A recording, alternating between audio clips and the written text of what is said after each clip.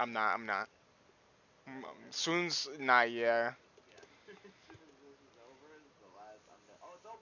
Oh shit! I'm coming. Go, go, go, go! I'm loading in. Loading in. Oh fuck. I'm dead. It's okay. It's okay. Just get on that fucking. Get in the good spot real quick. Just stay right there. Yep. And then soon as I get in the spot, just move over towards the TV. Holy shit.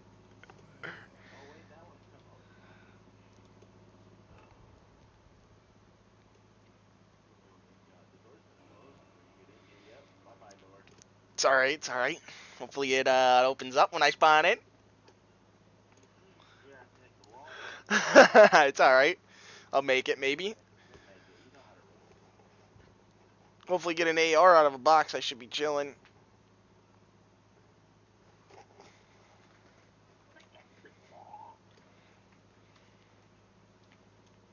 But yeah, I fucking, when it kicked me out of the thing, I looked at all of the ranks and shit, and I seen 40 hours. Well, it's 30 hours, but I was like, that's fucked.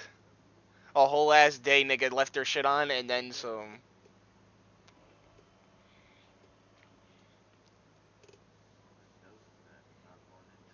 Nope.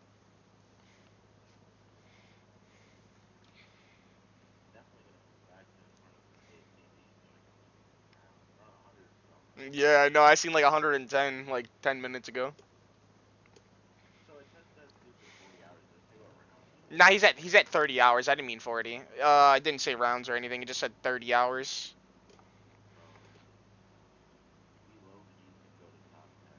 We could, but it'd take so long, dude. A whole fucking day and then some.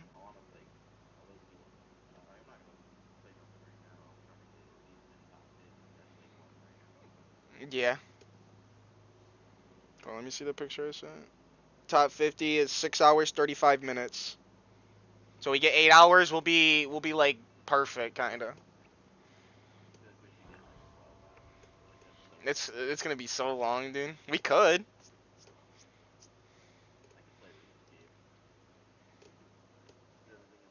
Oh, I'm in. Shit, shit, shit, shit, shit.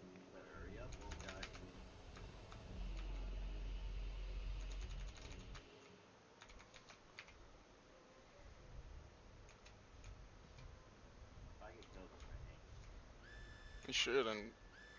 I'm fucking hauling ass though.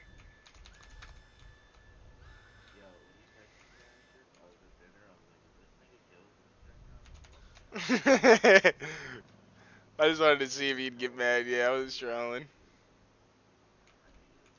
We're on 21 right now. Holy fuck. I'm dead. Fuck! I couldn't see, yeah. I was trying to open that other door. Well, a couple will, yeah, maybe.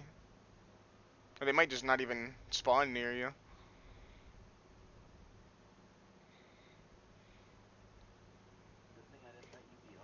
Nah, for real. If I was host, we would have lost the shit. I would have been mad as fuck, dude. Fucking it disconnected my Wi-Fi, and then it fucking at 2 hours, and then it did it again when I was playing like the normal multiplayer shit.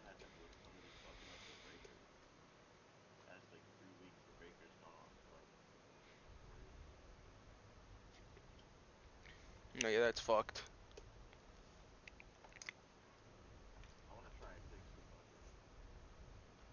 And it won't even continue my stream too when it went out. My shit went offline. I was mad.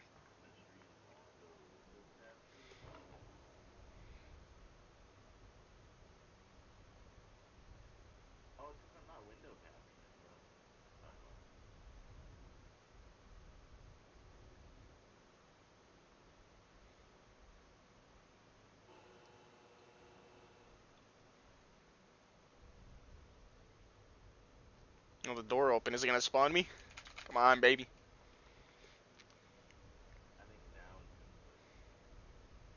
Yeah, yeah, yeah, I hear it. Mm.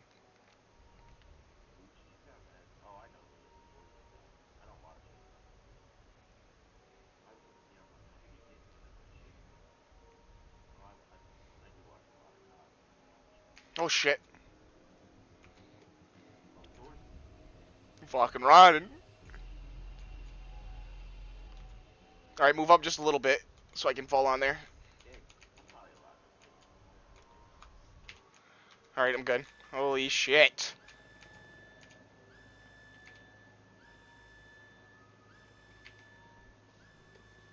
Back in this shit. Let's go. Gang gang.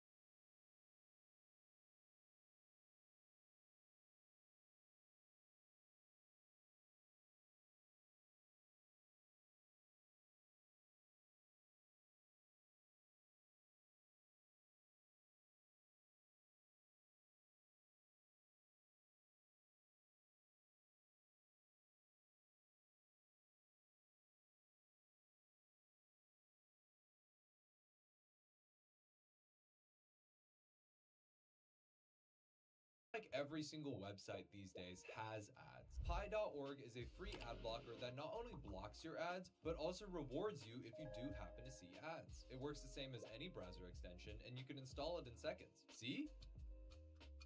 Seconds. Once installed, just make sure the green icon is checked and you can enjoy. What is that? This unsuspecting man is about. What is that? This unsuspecting man is about to show just how much of a monster he really is.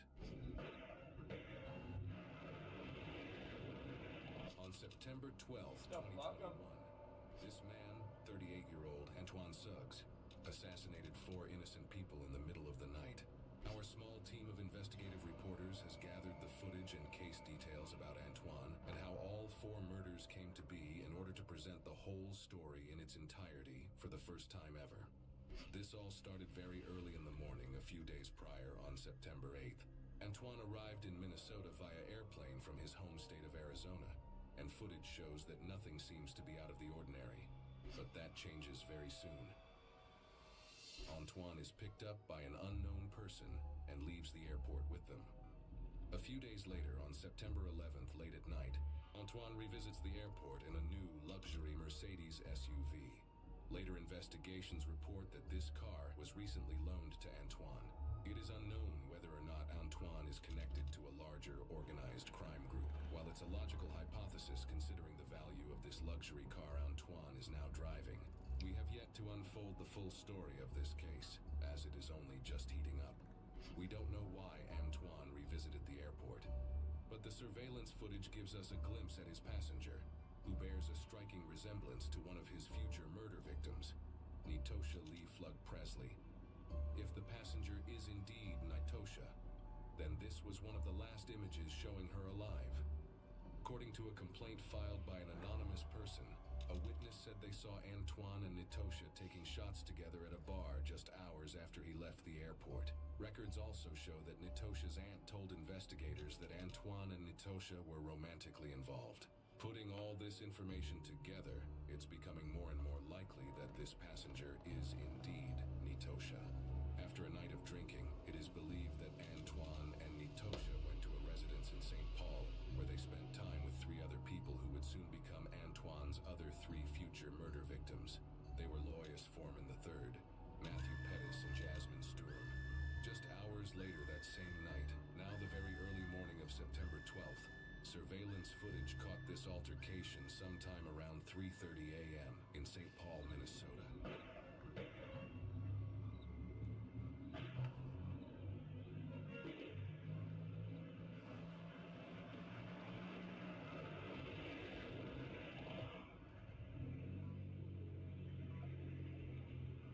In this footage, we hear gunshots and then that same Mercedes car speed through the streets. It is clear this is when the murders happened, but what Antoine does after this is quite shocking. XQCL. On the same day around 10 a.m., after driving around for many hours trying to figure out what to do with the dead bodies, Antoine decided that he needed help hiding the bodies. So he makes plans to meet up with his father, 56-year-old Darren Osborne, at a gas station during the day. Antoine's plan was to have his father follow him into western Wisconsin to a cornfield where they would find an inconspicuous place to dump the car with the bodies in it. Osborne later. Chat, how many brain cells did you have to rub together, chat, to put the correct sauce in a sub? Told officers that he had no idea at this point there were bodies in Antoine's car. On the way to meet with his father, Antoine stops at a different gas station than the one planned for the meetup spot. In this disturbing surveillance footage that shows this particular stop, you can even see one of the deceased victims in the passenger seat, limp and showing no signs of life. And while those bodies are in the car, Antoine is inside the gas station, paying for his gas just like it's another normal day. Antoine continued traveling to the meetup spot, moving from St. Paul, Minnesota to Dunn County, Wisconsin. This time, stopping at the originally planned gas station. We see him and his father convene at the gas station and they speak a bit before driving away. It is presumed Antoine had now moved the body out of the front passenger seat, considering his father would have clearly noticed a deceased human being sitting in the car. That is, if Antoine's father is telling the truth. Again, at this point, according to the father, he did not know what Antoine was up to. However, it is reported that Antoine allegedly confessed to his father, soon after the meetup, that he had snapped and shot the victims. At this point, it's becoming more and more difficult for Antoine's father to deny his involvement with this situation.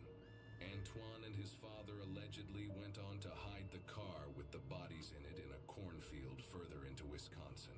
It is reported that a local anonymous farmer found the abandoned Mercedes in a cornfield in Dunn County, Wisconsin. He very quickly reported it to the police. At this time, no one knew of Antoine's or his father's involvement. However, we do have body cam footage that details some of the officers' experiences investigating the car in the cornfield with the deceased victims in it. What they find is extremely brutal. That's where we're gonna go in right here. Yeah, but people are gonna go at one point in a cornfield, no?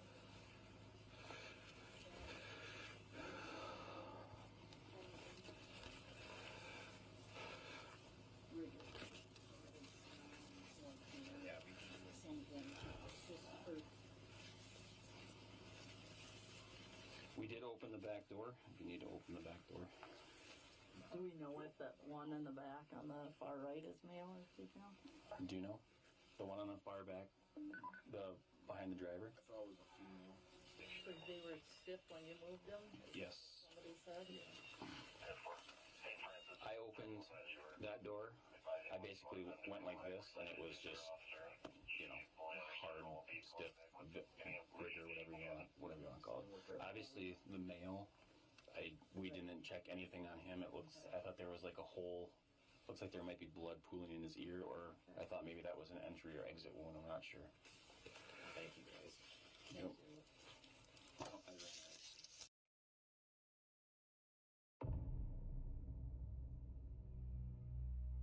My story is a tale of rules rewritten by nuclear fire. Serdar, wake up! Hello. Doctor. Yana's not here? Oh, hey, Serdar! Have you seen Yana? Max, something happened. She's in no state to be wandering out in the metro alone. I need to go after her.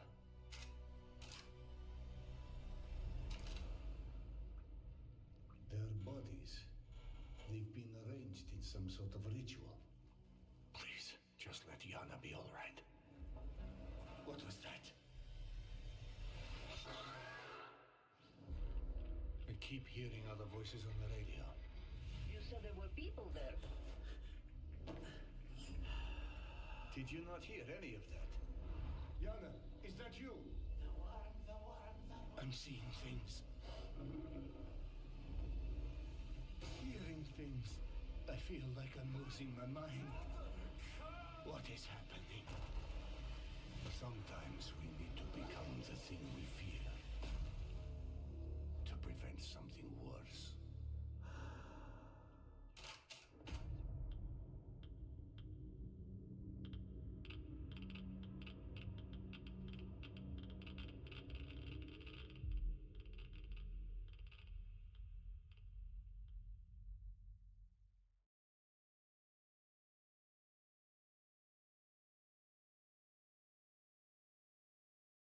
Today I'm packing a first-time subscription order and also showing you what it's like to build a box on our site. First, pick how many meals you want, 16 or 24. Now let's get into the flavors. Chocolate satin pie, cookies and cream, green apple cinnamon, glazed blueberry donut, strawberries and cream, coconut cream pie, cinnamon roll, dark chocolate sea salt. All first-time orders come with a blender bottle for free, mint chocolate chip cookie, bananas Foster, mocha dream, maple pancakes. And lastly, our flavor in development. All subscriptions get one of these for free. Build your own box and give Oats Overnight a try today.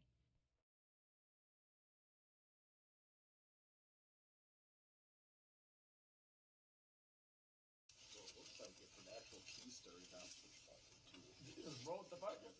There's no keys in there. A bunch of blood on your shoe. I see that. Yeah, it's pooled, yeah. Definite bullet wound to the right side of the face, right side of the ear on him, Male? on the male. That's what I thought. These officers are taking careful note of entry and exit wound details for a very important reason. This detail alone is extremely helpful in determining if the murders were committed with intent or in self-defense. I mean, that looks like an entrance wound right there. It didn't look like an exit wound to me. I'm guessing she got shot in the body, though. Yeah, there's blood on her left arm and on her right, and it's old. Watch your right shoulder, man. Yeah.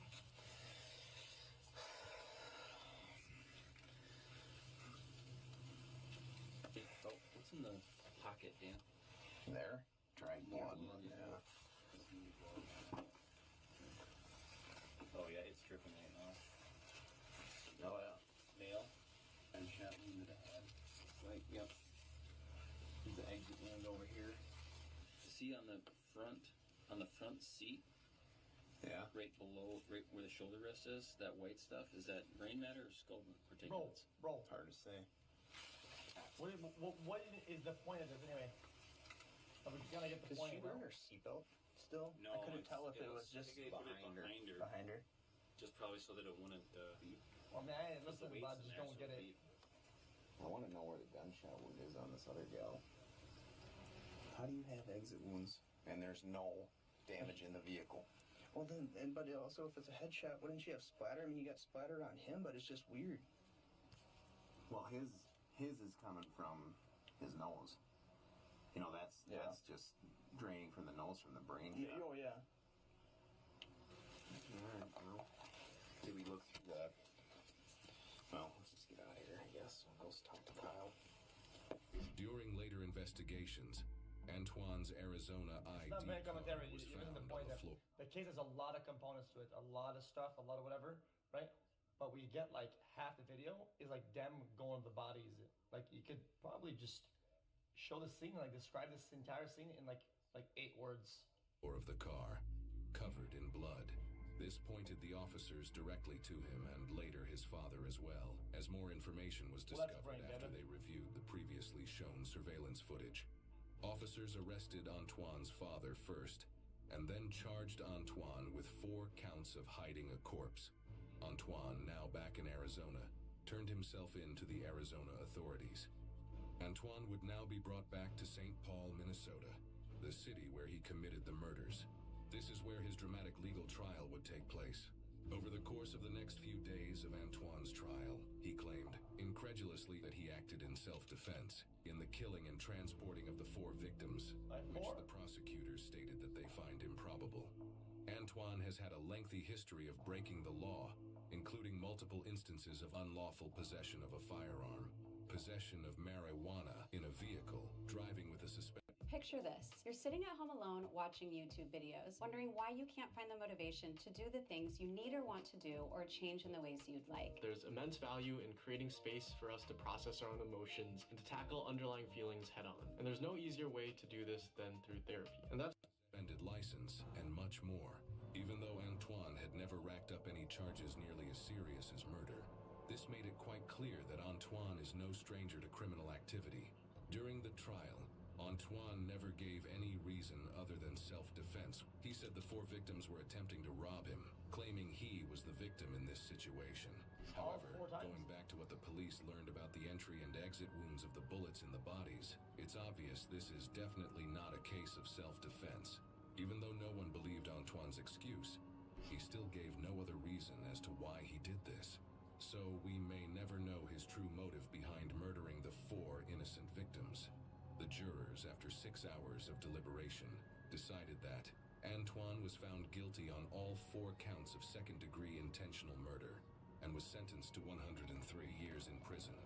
His father, Darren Osborne, was charged with 1 count of aiding an offender. After pleading guilty, he was sentenced to 5 years in prison. These are the jury verdicts that show Antoine being found guilty on all 4 counts of murder. Judge Japal Harris, the judge who sentenced Antoine, told him this: each one of these individuals deserves that you serve time for each one of them. What do you believe could have possibly been Antoine's motive for killing these 4 innocent people? Let us know what you think.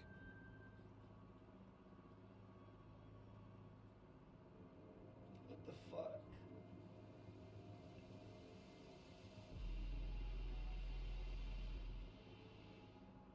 Yeah, that video wasn't great.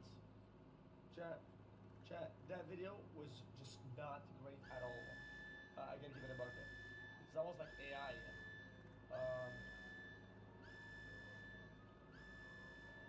But the stories are kind of like more important than the fucking facts themselves or whatever, you know? And like, there wasn't much of a delivery of anything. It's just kind of odd. Don't like it.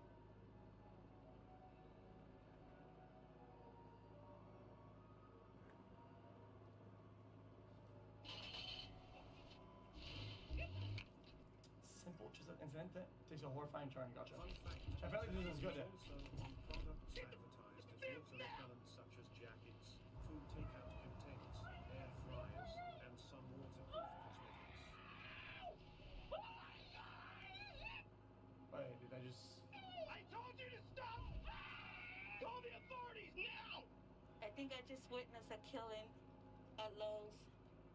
This chaotic scene erupted mere moments after Freddie Nelson and his wife Carrie arrived at the Delta Park Lowe's in Portland, Oregon. What may have started as an explosive argument rapidly escalated, turning deadly in the blink of an eye. The security guard just shot my husband! About 7 months before this Wait, a security guard? appalling incident took place in September 2020, 49-year-old Freddie Nelson, a home renovator and woodworker, was stopped by 2 security guards after he'd loaded up his truck with wooden pallets taken from behind Lowe's. The guards worked for the Cornerstone Security Group, which provided armed security and was hired only to patrol the parking lots of Delta Park. Chat, why is it that, like, people that are like bounty hunters or like fucking security guards or whatever, or like patrol, they always think that they're like some sort of cool police, and they play like Make-A-Wish Police Day or some shit. It's unclear what happened prior to the security guard's body that cam shit is footage being insane. turned on. Freddie can be seen trying to leave. You sitting there shaking, you're looking for a fight, man. Whatever. I already tell that the adrenaline's pumping through you. You're ready. You're balling up your fists. I get it. I see it. I'm balling up my fists, holding my keys. You want to fight. You just. So you know what? And so you're trying to agitate it, right right? now. And you're trying to Don't agitate fight. it. You're trying to agitate, right? I'm going to take you down. You're trying to agitate, Do you right? understand me? Yeah. Do you understand me? Trying to agitate, right? Okay, at this point, Listen, do you understand what I'm saying? I do. Okay, good. So are we done here? Are we done? We're all done. Leave that part. Hey, look, I'm getting in my vehicle. So you don't need to tell me. You're talking to me. Okay, get in the vehicle. Don't be giving away. Go to work. Kirby Avenue. And stay on this side when you come back.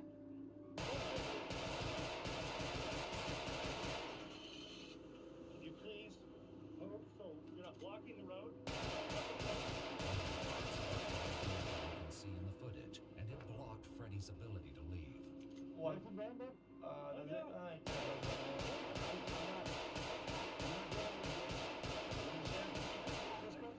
Guys, look at the back here. It's pretty massive. Do not give me the attitude. I'm gonna apologize for that. Dude, you don't know how trailers work, dude. Listen, if he goes there, dude, there's a delay with the fucking back thing. Even if he turns properly, dude, it's probably gonna clip one way or the other. Okay? That's The what guard it is. eventually moved his vehicle so Probably Freddie gonna could clip it. leave. But this was just the beginning of the volatile incidents between Freddie and the Cornerstone security guards.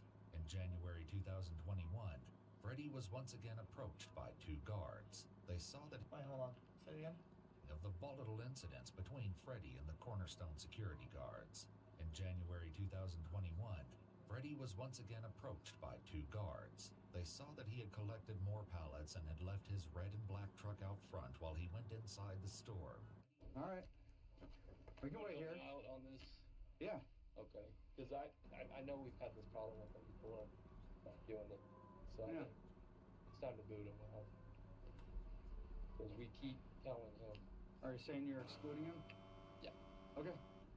Because I know that in the past we've told him not to do that. We keep telling people not to do that. So the other guys have been excluded now. Yep. He's excluded. Yep. Man, you're not supposed to take pallets. I know.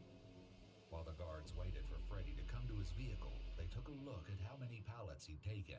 While they seemed to be under the impression that Freddy didn't have permission to take the pallets, this wasn't the case. We're gonna tell him, take those pallets. Chat, good pallets can be expensive. Some companies and some people take pallets and they kind of revamp them, whatever, and then they sell them, whatever. It depends. Take them off site. If they don't come back pallets, until don't take pallets. January, what's today? 15th? Yep, January 15th, 2020. That's right. Freddy had been collecting pallets from Lowe's for a few months at that point. I know you've kind of had trouble with them in the past, haven't you, a little bit? He doesn't. Yeah. We've spoken at Kirby Avenue a couple times. He really doesn't like us. Well, he's not gonna like us right now. Nope. But yeah, no. I'd rather do a show of force on this guy than not. It was at this moment that Freddy exited the store. So, we see that you're taking pallets. Yeah, assistant top manager. Okay, so here's the problem. It's a property rule violation. So this has nothing to do with Lowe's. We are gonna ask you to go ahead and take these pallets off for now, but the problem is because of multiple property rule violations in the past with other people doing it, we're having to enforce it to the point that we're not gonna let you back onto Delta Park Center property for the next year. Okay? Oh, I'm not allowed right now? Yeah, we're gonna ask you to leave. Like I said, you can take these pallets, but yeah, we can't have you back on Delta Park Center property for the next year. Whatever. Take it up with Lowe's. What was that? Take it up with Lowe's. No, sir. You can take it up with the property owner of Delta Park Center. Right. Know him by name. Okay. Okay, these guys are odd, but I think they do have a point. And guys, whatever he said previously to this guy personally, in private, we can still say that that's private, right? What he said to this guy personally, when he got up, was pretty cordial. He said, okay, yeah, people have been doing this. People have been asking not to do it anymore, whatever, right?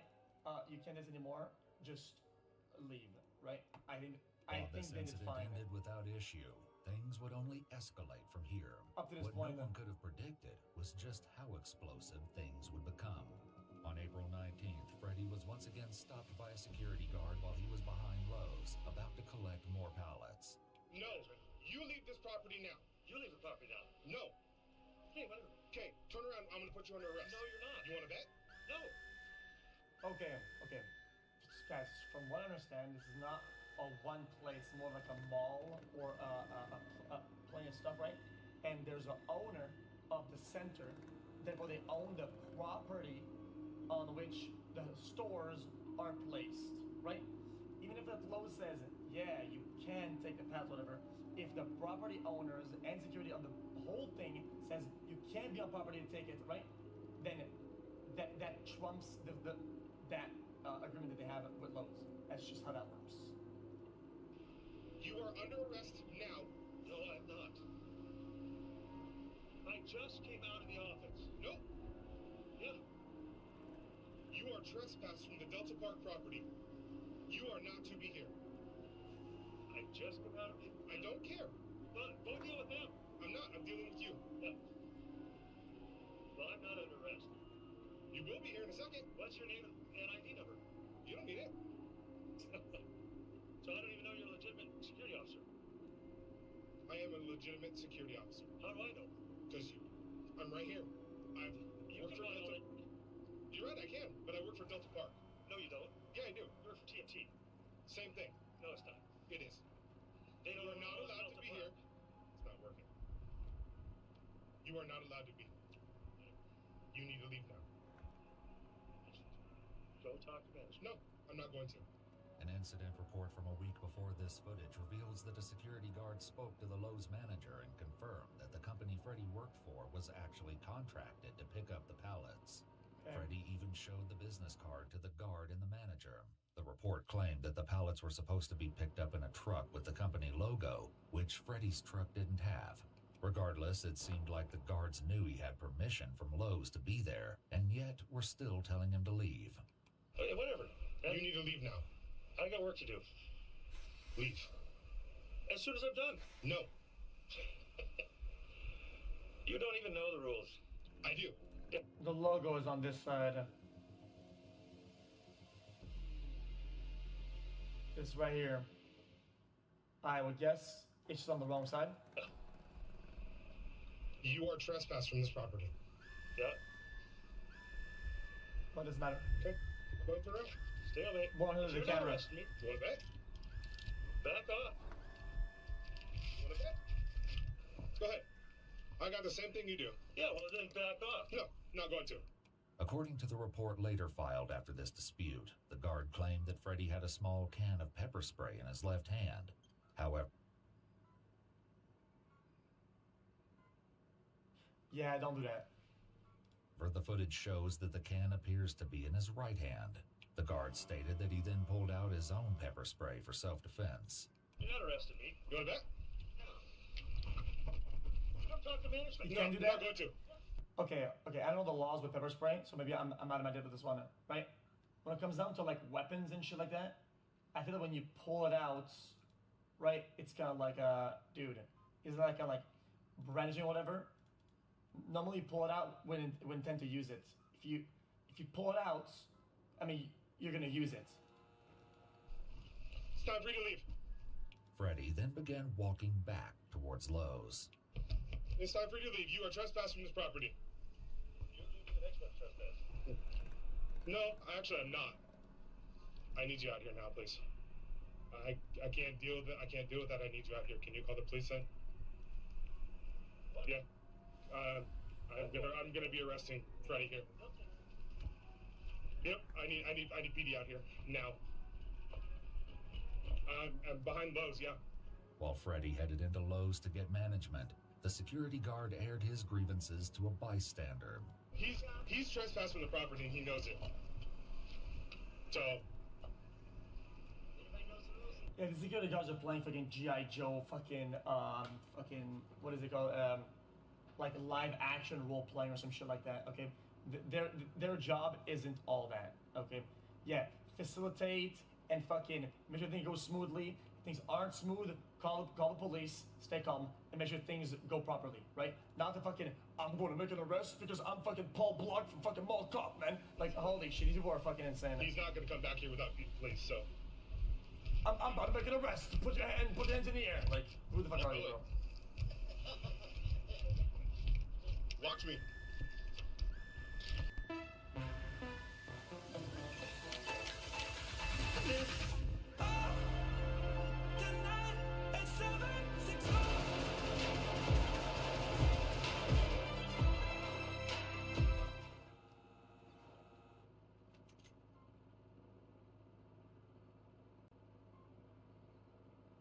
Our nation is at a crossroads. John Mannion and Kathy Hochul agree on cashless bail. Mannion and Hochul's cashless bail policies threaten our families by releasing violent criminals into our communities. Worse, John Mannion agrees with Kathy Hochul on defunding the police. Brandon Williams and Republicans will keep our families safe by funding local law enforcement, ending cashless bail, and keeping violent criminals behind bars. I'm Brandon Williams, and I approve this message.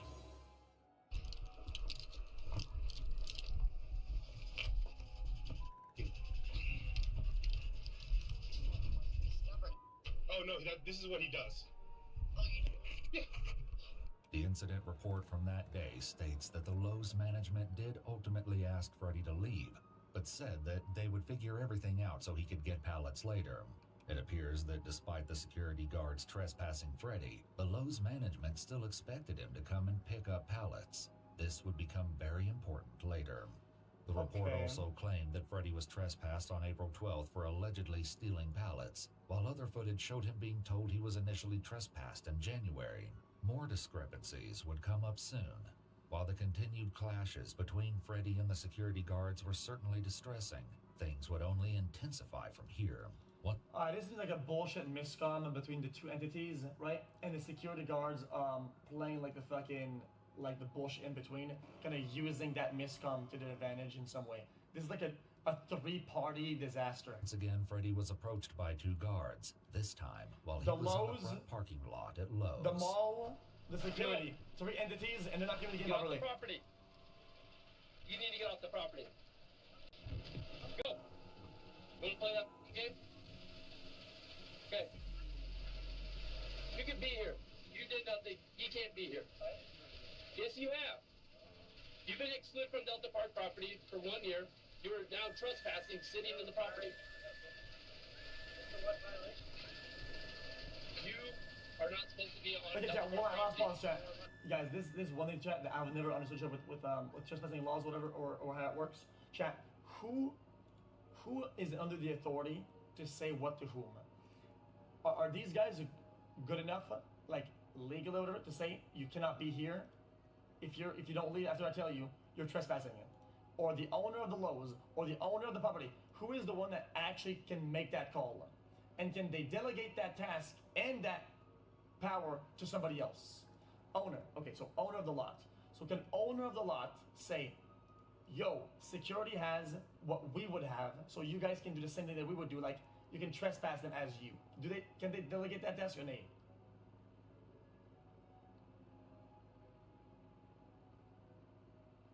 Okay. Therefore, they can tell somebody to leave, right? But they cannot do anything. They have to ask for police to come and enforce that trespass. That's where we're at right now. One, you've helped somebody get away from stealing. We have that documented. You took in pallets. We have that documented. We have you on camera several times. Where the cops at, though? We have you documented. Okay, last pause. These guys, if there's like 5, 10, whatever amount of times they have problems with this guy, every time they see this guy, they should call the police instantly, because they shouldn't be dealing with them. They shouldn't be doing anything, and police deal with it. That's what they really should be doing. You're not 100%. We've already talked to him. We've already talked to him. So either you need to leave or you go in handcuffs. You decide. You want to play that game? Hey, get out. Okay. Then, okay, let's call PD. Yeah, no shit. Officer.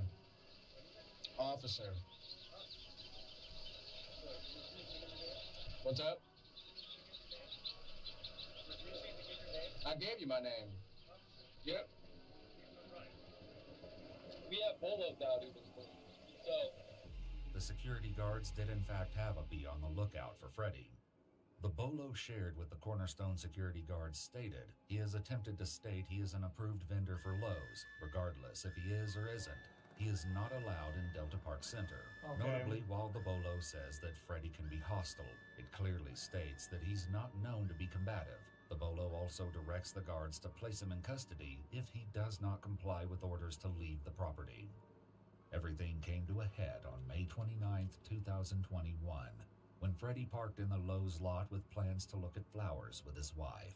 Within 30 seconds of parking, and before the couple had time to walk away from their truck, they were approached by a Cornerstone. It's important to understand, with a case file, dude, is this a bolo that they created, that they put out?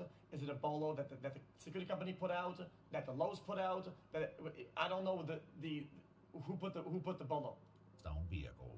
The security That's as guard important stopped as the partially existence in of the front bolo itself. Freddy's truck, and an altercation immediately began. One so dramatic that witnesses nearby started filming.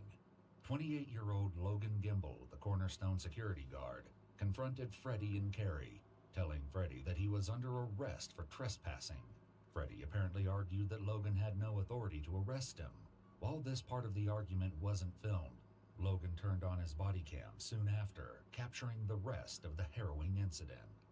Off my property. You know you've been trespassed. You know you're not supposed to be here.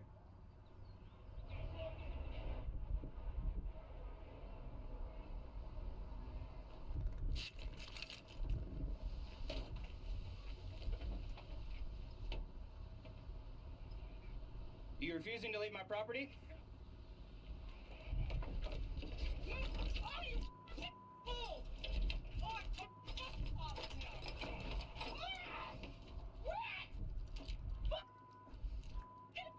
I told you to leave property! I told you to leave property! You've been trespassed and warned multiple times! Well, did he open the back window to try to pepper spray him through the window or something like that? What is this fucking Mexican standoff of bear spray or some shit? Get out the vehicle now! You already tried to hit me once! You move this vehicle again, I will fire! Logan immediately shot 4 times into the windshield of the truck, fatally wounding Freddy. I told you to stop it! You gotta angle the vehicle at me! Yeah, I mean, absolutely fucking brain dead. Even though the guy did something wrong initially, true. Is there a reasonable time for this guy to get out and move? Is there enough time for the guy? Absolutely. This guy at least was still in line of sight of the fucking car, right? Talking, doing whatever, right? Staying in front of it. We could have moved to the side. That's what it is. The car's a deadly weapon, and I said the guy is wrong for doing what he did, right?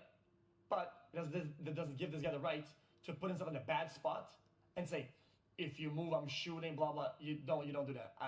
Because I don't know, guys, what is the law? What is the castle doctrine? Fucking stand your ground? What is the law in Portland, Oregon? Call the authorities now!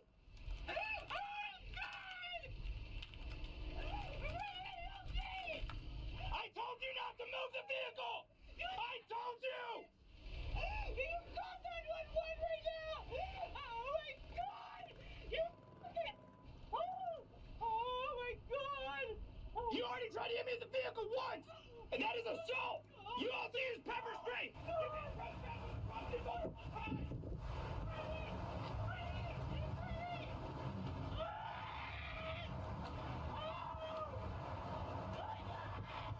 All of this occurred in less than a minute after Logan turned on his body cam. In the immediate aftermath, a witness to the horrific event called 911. I think I just witnessed a killing at Lowe's. The security guard just shot my husband!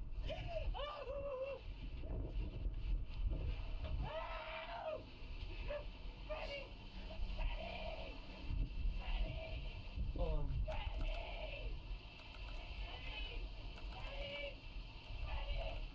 my god, you killed him, you... I told you, he tried to hit me! Why'd you shoot him? Because he tried to hit me with a vehicle! That is assault with a deadly weapon! You called 911! You killed my husband! Yeah, that's pretty brain dead.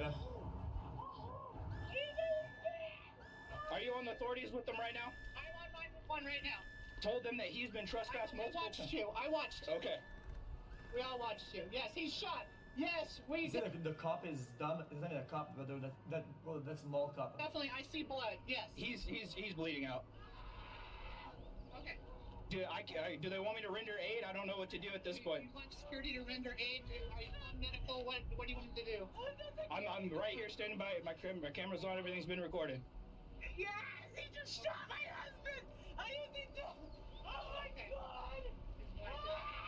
Also, the company is also slightly at fault for hiring security that aren't trained for shit to do anything.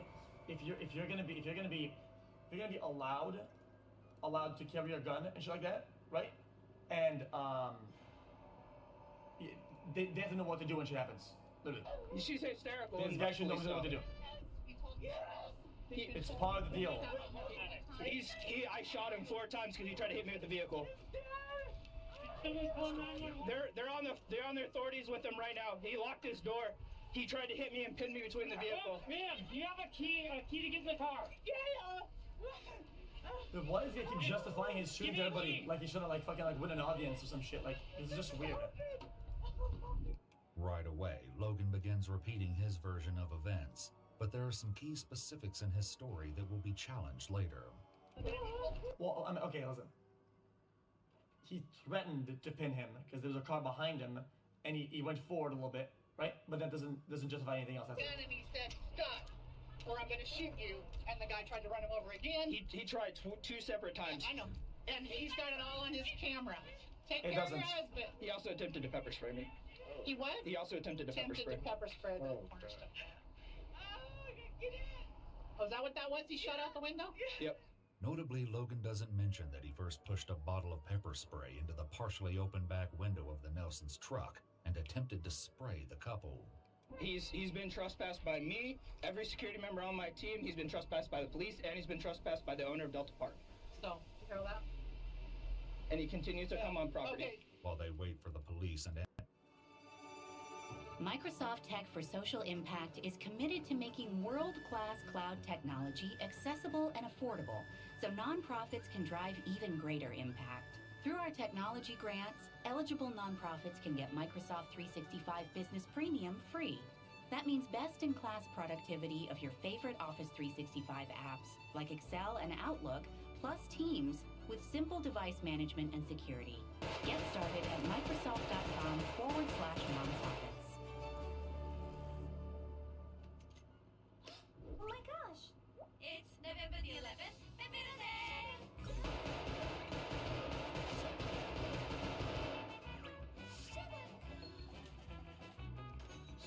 Let's get ready to send out love.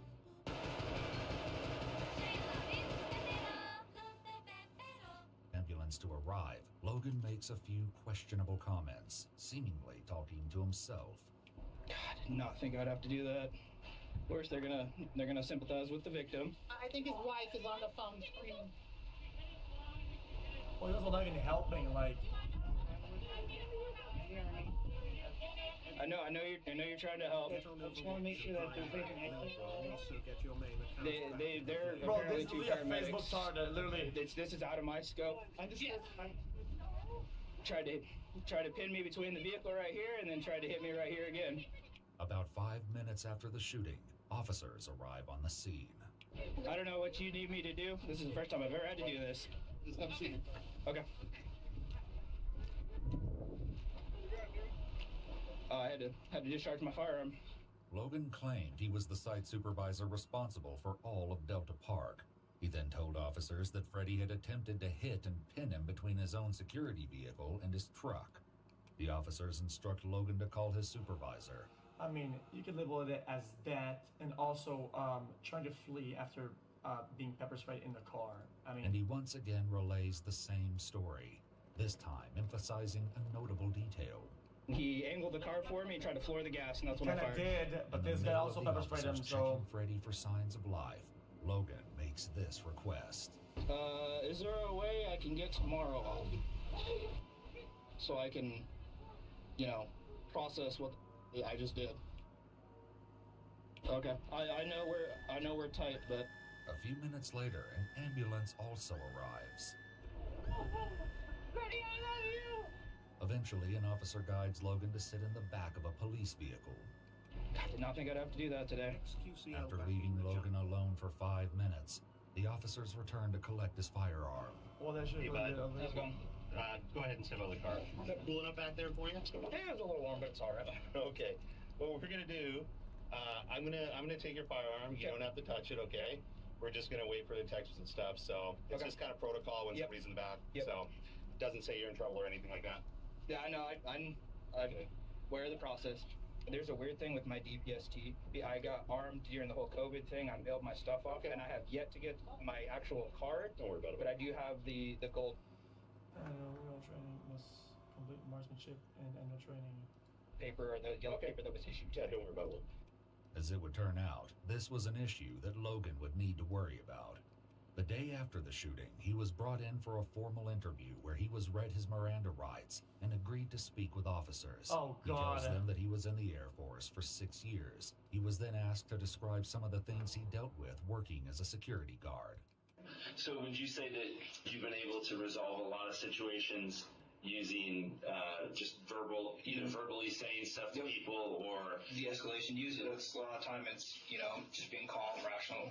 But if you're talking about the individual I dealt with, he's been a problem for us for a really long time. I was going out, driving around, doing my patrols, and this guy, his name's Freddie, he's been trespassed from our property before. He's been trespassed by me, he's been trespassed by the members of the security team, he's been formally trespassed. I think the police, we had to get the police. These guys loved onboarding the problem because it gives them some sense of fucking authority or whatever, right? But they should have just called the police every single time, and then the problems and repercussions would have ramped up, and the guy would have never done it again. If they were spending like fucking years in jail for doing it again, I mean, he wouldn't do it again. Of Delta Park, because how the whole incident started was like months back. My guys were chasing a shoplifter out of these either marine fishermen or digs. I think it was Marines actually. The dude stole a bunch of like knives and other tools, this guy, Freddie, drove by, opened up his car, and let the dude hop in that we were chasing, and then peeled off with him. And so that's why that's where the trespass started. Along with the other security guards, Logan had several prior verbal disputes with Freddie and had banned him from public areas about a month before the shooting. He would go into the back of Lowe's and he would steal a bunch of pallets from them because he has a little pallet company.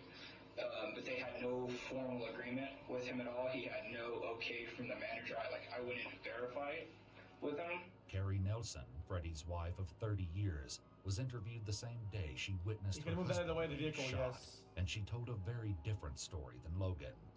But security has a personal beef with us. It says that we're stealing them, but we have permission, so they've been harassing us for like a month and a half now. Mark Wilkins, the property manager of TMT Development, which managed the Delta Park Center, stated in an email that Freddie was not an approved vendor authorized to remove pallets. He also said that he spoke to Freddie and told him he was not approved, but that he was only trespassed from private property owned by the landlord, not from public areas. In contrast, Logan claimed he'd banned Freddie from public areas about a month before the shooting. Everybody, most of the managers know us in there. So you have a contract with Lowe's to take the spare pallets and use them for your own... No, we sell them. You sell them? Yeah. Okay. Where's the contract at? Do you have that with you, or is it... We do this, it's just a verbal. Verbal contract? Yeah. Do you know who you have the verbal contract with at Lowe's? She works in the back. I don't remember her name. Adding to the confusion, police spoke with Lori Sugarbeer, the receiving manager at Lowe's. I was not here the day it happened. I had no idea what happened, but I dealt with this for I want to say at least a month before the incident even happened. And I was working with TMT, or trying to, emailing TMT saying, hey, this is the person I want Freddie Nelson here to pick up our slag pallets. They're trash to us. We don't ever do an official business contract. Okay. But we do try to find someone who can come and pick up our pallets. So that's the gist of what I was trying to get TMT to authorize, because I know we've been rounds with security here saying we can't have anybody back here. I'm like, well, you're impacting my business, and I really need these picked up. It's a situation, because I think she wants to do the right thing and do all that, right? I don't think she has the authority to greenlight it, right? But she's kind of misguiding them by telling them that they can, even though that she can't do it. Just a bad I emailed TMT, and a week later I emailed them saying, look, we're having issues with Freddie and the security group because whatever, I have no idea. And every time I dealt with them, they were seriously over-aggressive with Freddie, because he was literally just standing there with me, and I was having a business conversation with him. And they would just zoom up and be like, you have to get off this property right now. And I'm like, hey, we're just trying to get this resolved. And every single time, Ryan, I was like, why are you guys just attacking this guy? Yeah. I don't understand. There was no formal agreement. It was just sort of like you identified Freddie as a person that you were willing to let take the pallets from the back of the store. Mm-hmm. Okay. And that's sort of your responsibility in some way, is to manage the pallets not being there anymore. Yeah. Okay. Yeah, exactly. I manage all the trash here. And how many times do you think that you were with Freddie when Cornerstone Security had contacted him? At least 3 times. Did you tell them that it was fine for him to be there? Yeah. Oh, yeah. Yeah, and I told him, I said, no, you have to understand, I'm working with Freddie. Good question, I have been working with Freddie. I've done this, before this all happened, before even the first interaction with them. In her interview, Lori also added this. Was there ever an issue with Freddie stealing pallets from you guys that you know of? No. Okay, no. so you've never... Absolutely not. Every time I authorized him to take the ones over, because he was there. And I'm like, hey, can you just take these 30? We started getting on to him about it, you're trespassing. So these guys play the gray area of, it's he would just come property, on it's property whatever, and do whatever they want to do. Sit in his car and just puddle around, because he knows he's not supposed to be there, but we can't do anything when he's in his car. We've never had, and not even a piece of paper saying we've been trespassed. We've never had a date of when we've been trespassed. We have no idea when we've been trespassed. It's unclear if Freddie had actually been given a formal trespass order. Regardless, Logan explained his version of events for the day of the shooting. I was driving by, I saw his car pull onto our property, so I go over there hey man, you need to leave. You know you're not supposed to be here. I don't know how many times I have to tell you. He gets out of his car, I get out of turn my camera on, get out of my passenger side, my driver's side door. I was like, turn around, put your hands behind your back. You know you've been trespassed, you know you're not supposed to be. And he looked at me and was pretty much like, you. He pulled in front of us, and like blocked us. He told us that we have to get off the property. And who's he? The security guy. Do you know his name? No. Can you describe him for me? He has dark hair. He's an asshole. We've had quite a few runs with him. And I call him an asshole. And then I'm calling the cops because I'm sick of this bull with you guys. Guys are harassing us all the time. And he said, I'm going to mace you. Freddie got out of the car. And he said, put your hands behind your back. Freddie said, yeah, right. And got back in the car and grabbed his mace. If he would have just gotten into his car and just left, I would have left it at that. Investigators asked. Well, I mean, he was blocking the way though.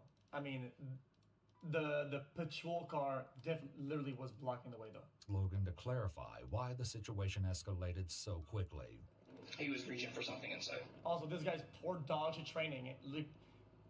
He was gonna pin me, yeah, but you put yourself in a spot that he can escape in between both cars. And he's like, oh guys, he was gonna pin me. Yeah, I mean, don't be there. Okay.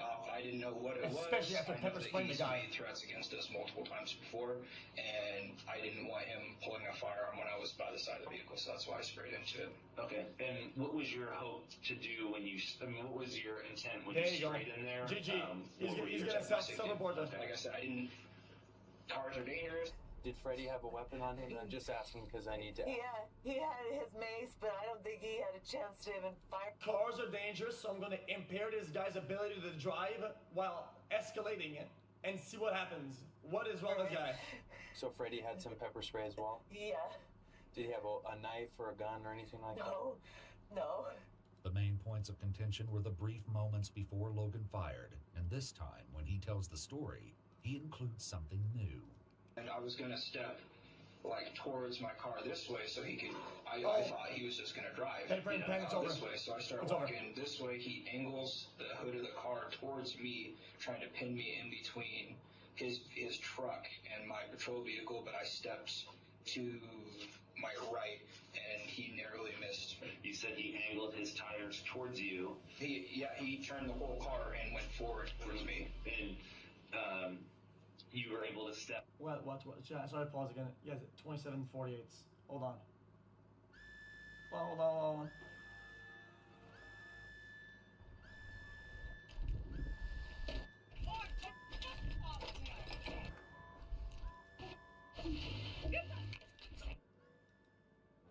Hold on. Initially, this seems to be pretty straight wheels, right? From the get-go. Actually, angle.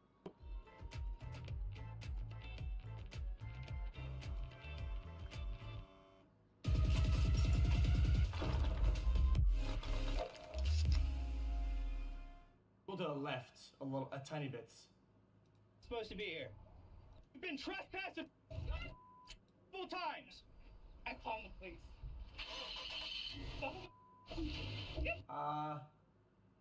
A little bit. Definitely did. Guys, I'm trying to be unbiased and really give this a good review. You can see his hands. He does a 1.5 wheel spin. And now car's going left. Oh, right, sorry. Which is not even a place to escape because the car's blocked on that side of the road. Guys, listen. I'm not defending anything. I'm just giving an analysis, okay? Because even though something justifies a reaction, it doesn't justify the reaction that was given. Because I think regardless, shooting is too much.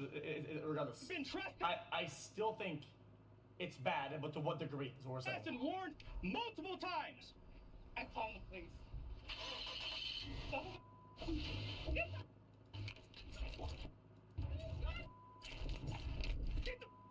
Well, okay, yeah. Now! You already... Okay, hold on.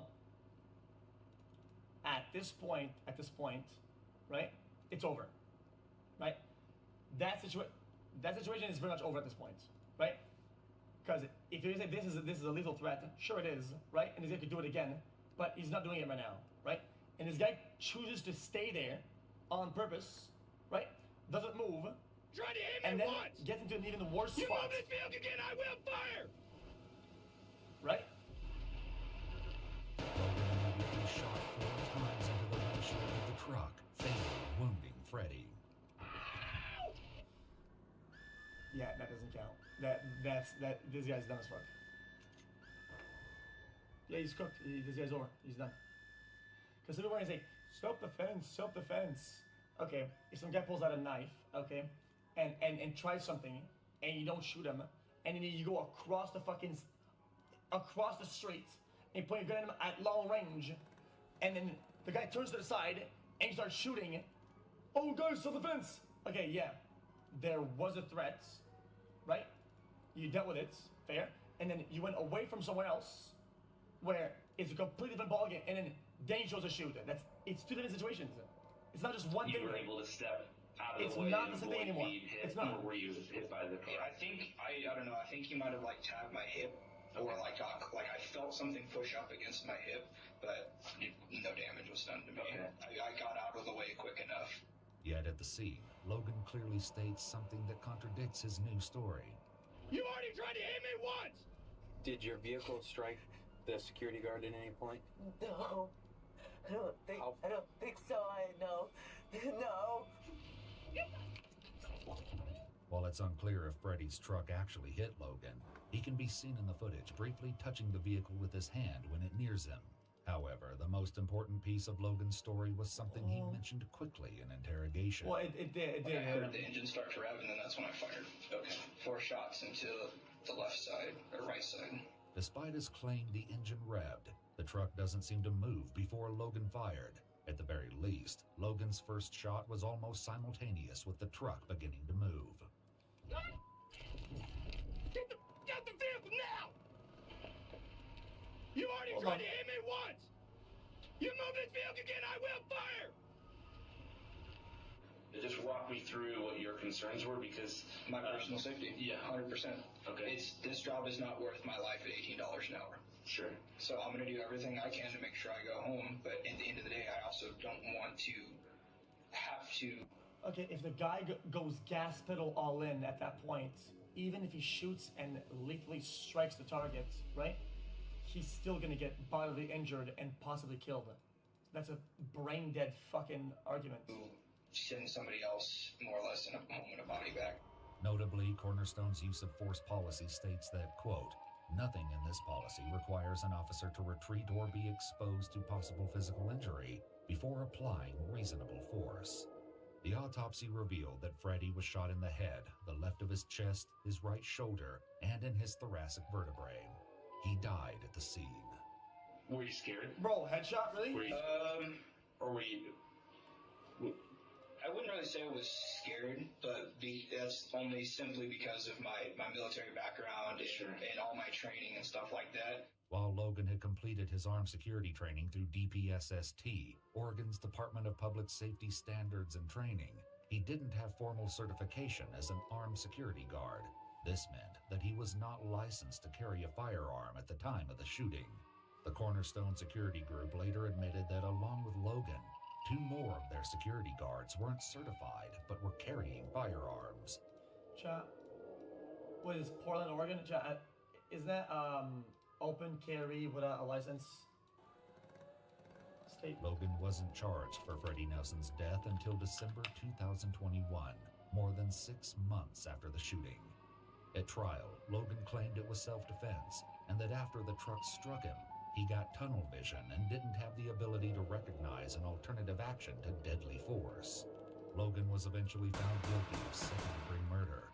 Guys, is this? Yes, Portland, Oregon. Hold on, guys. I googled it. Because Oregon is an open carry state. Muslims are allowed to openly carry a firearm without a permit. Doesn't prohibit the open carrying of handguns as long as it's in public. What? Unlawful use of a weapon and 2 counts of second-degree unlawful use of mace. He was sentenced to life in prison with the possibility of parole after 25 years. Following this, Carrie Nelson filed a $25 million civil lawsuit for wrongful death and negligence against the owners of the property and Cornerstone Security Group. It appears the case is still ongoing.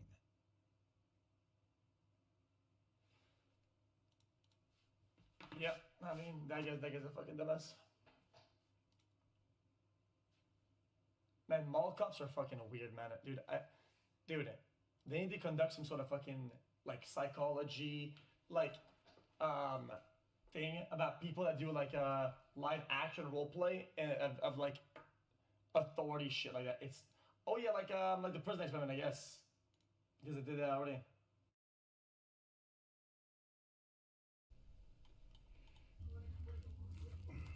Dave, what did they tell you?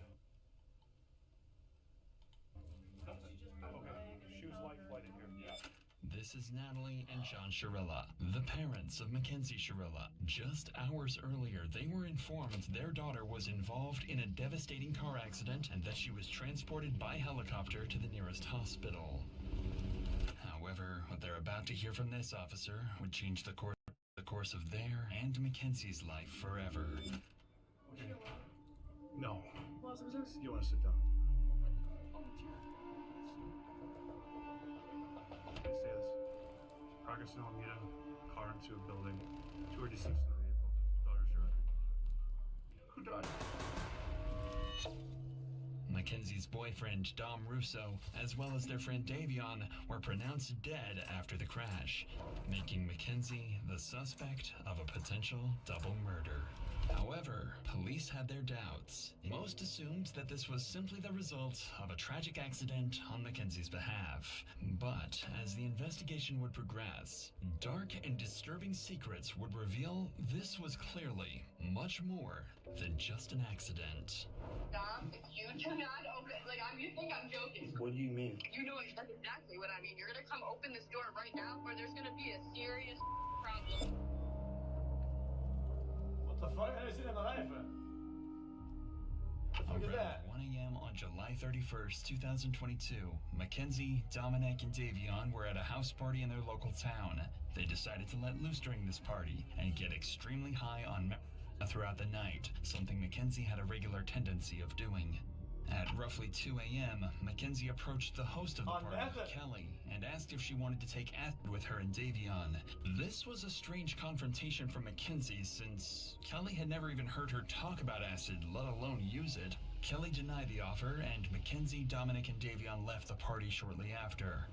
Dominic then drove them to another friend's house, where they just relaxed and watched South Park for the rest of the night.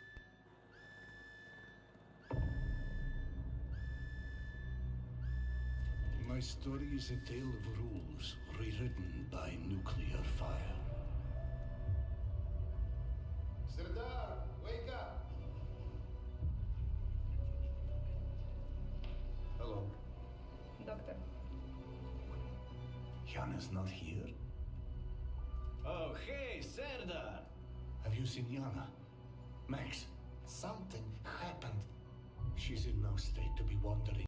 Everything was normal. It seemed like a regular night out for some college kids, and at precisely 5 a.m., the group left and went to drive back home. Here, Dominic's friend Davion asked if he could get a ride home, but Mackenzie insisted they were in a rush and couldn't. However, Dominic told Mackenzie to relax and let Davion hop in the back of the car, a decision that would forever seal their fate. Wait, hold on. Go back. I'm sorry, I was listening, but I was gonna... Precisely 5 a.m., the group left and went to drive back home. Here, Dominic's friend Davion asked if he could get a ride home, but Mackenzie insisted they were in a rush and couldn't. However, Dominic told Mackenzie to relax and let Davion hop in the back of the car, a decision that would forever seal their fate. The drive started out as normal, and both Dominic and Davion dozed in and out during the ride. However, suddenly, Mackenzie takes a different route, one that leads completely opposite of Davion's house, one that, just a few days earlier, she spent hours circling around, and without any hesitation, she stepped on the gas. Going over 90 miles per hour, Mackenzie flew past street cameras, and just out of the camera's view was a large brick building, and Mackenzie was heading straight towards it. Mackenzie miraculously survives the crash, barely, but still breathing. The others were killed instantly. The crash would remain unknown for 45 minutes until a local Samaritan spotted the wreckage and called Strongsville police, who quickly reported to the scene. This footage has been given exclusively to Dr. Insanity by Strongsville police. Viewer discretion is advised.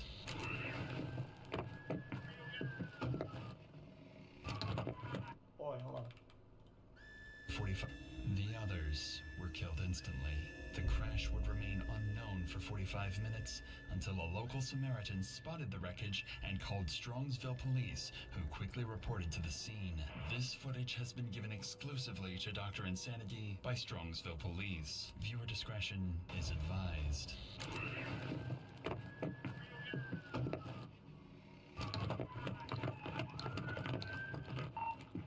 No one's breathing. Bust that window out. Alright. Who can hear my voice? Get in here. Drivers.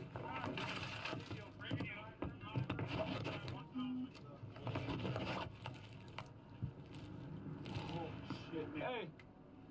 This is bad, guys. She's alive. We gotta get her out here. Alright. Reach up and unlock the door. Let me see your knife. Let's cut this thing out.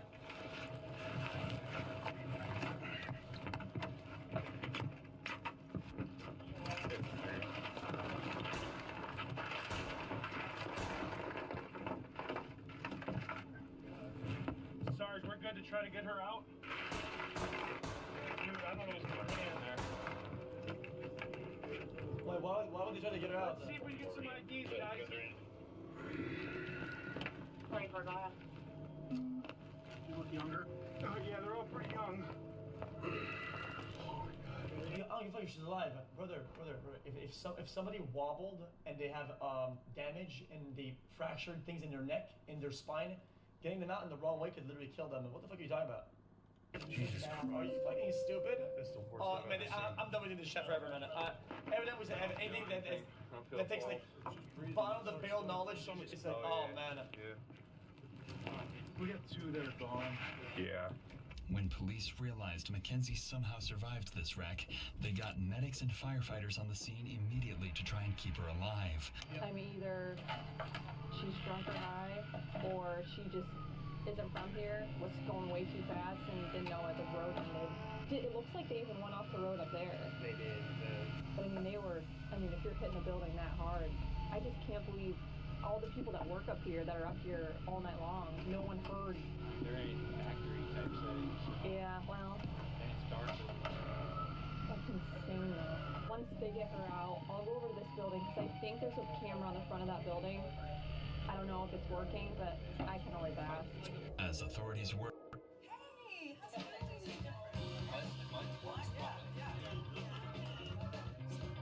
Welcome to our most exciting holiday season yet, where every shopping moment feels like a win.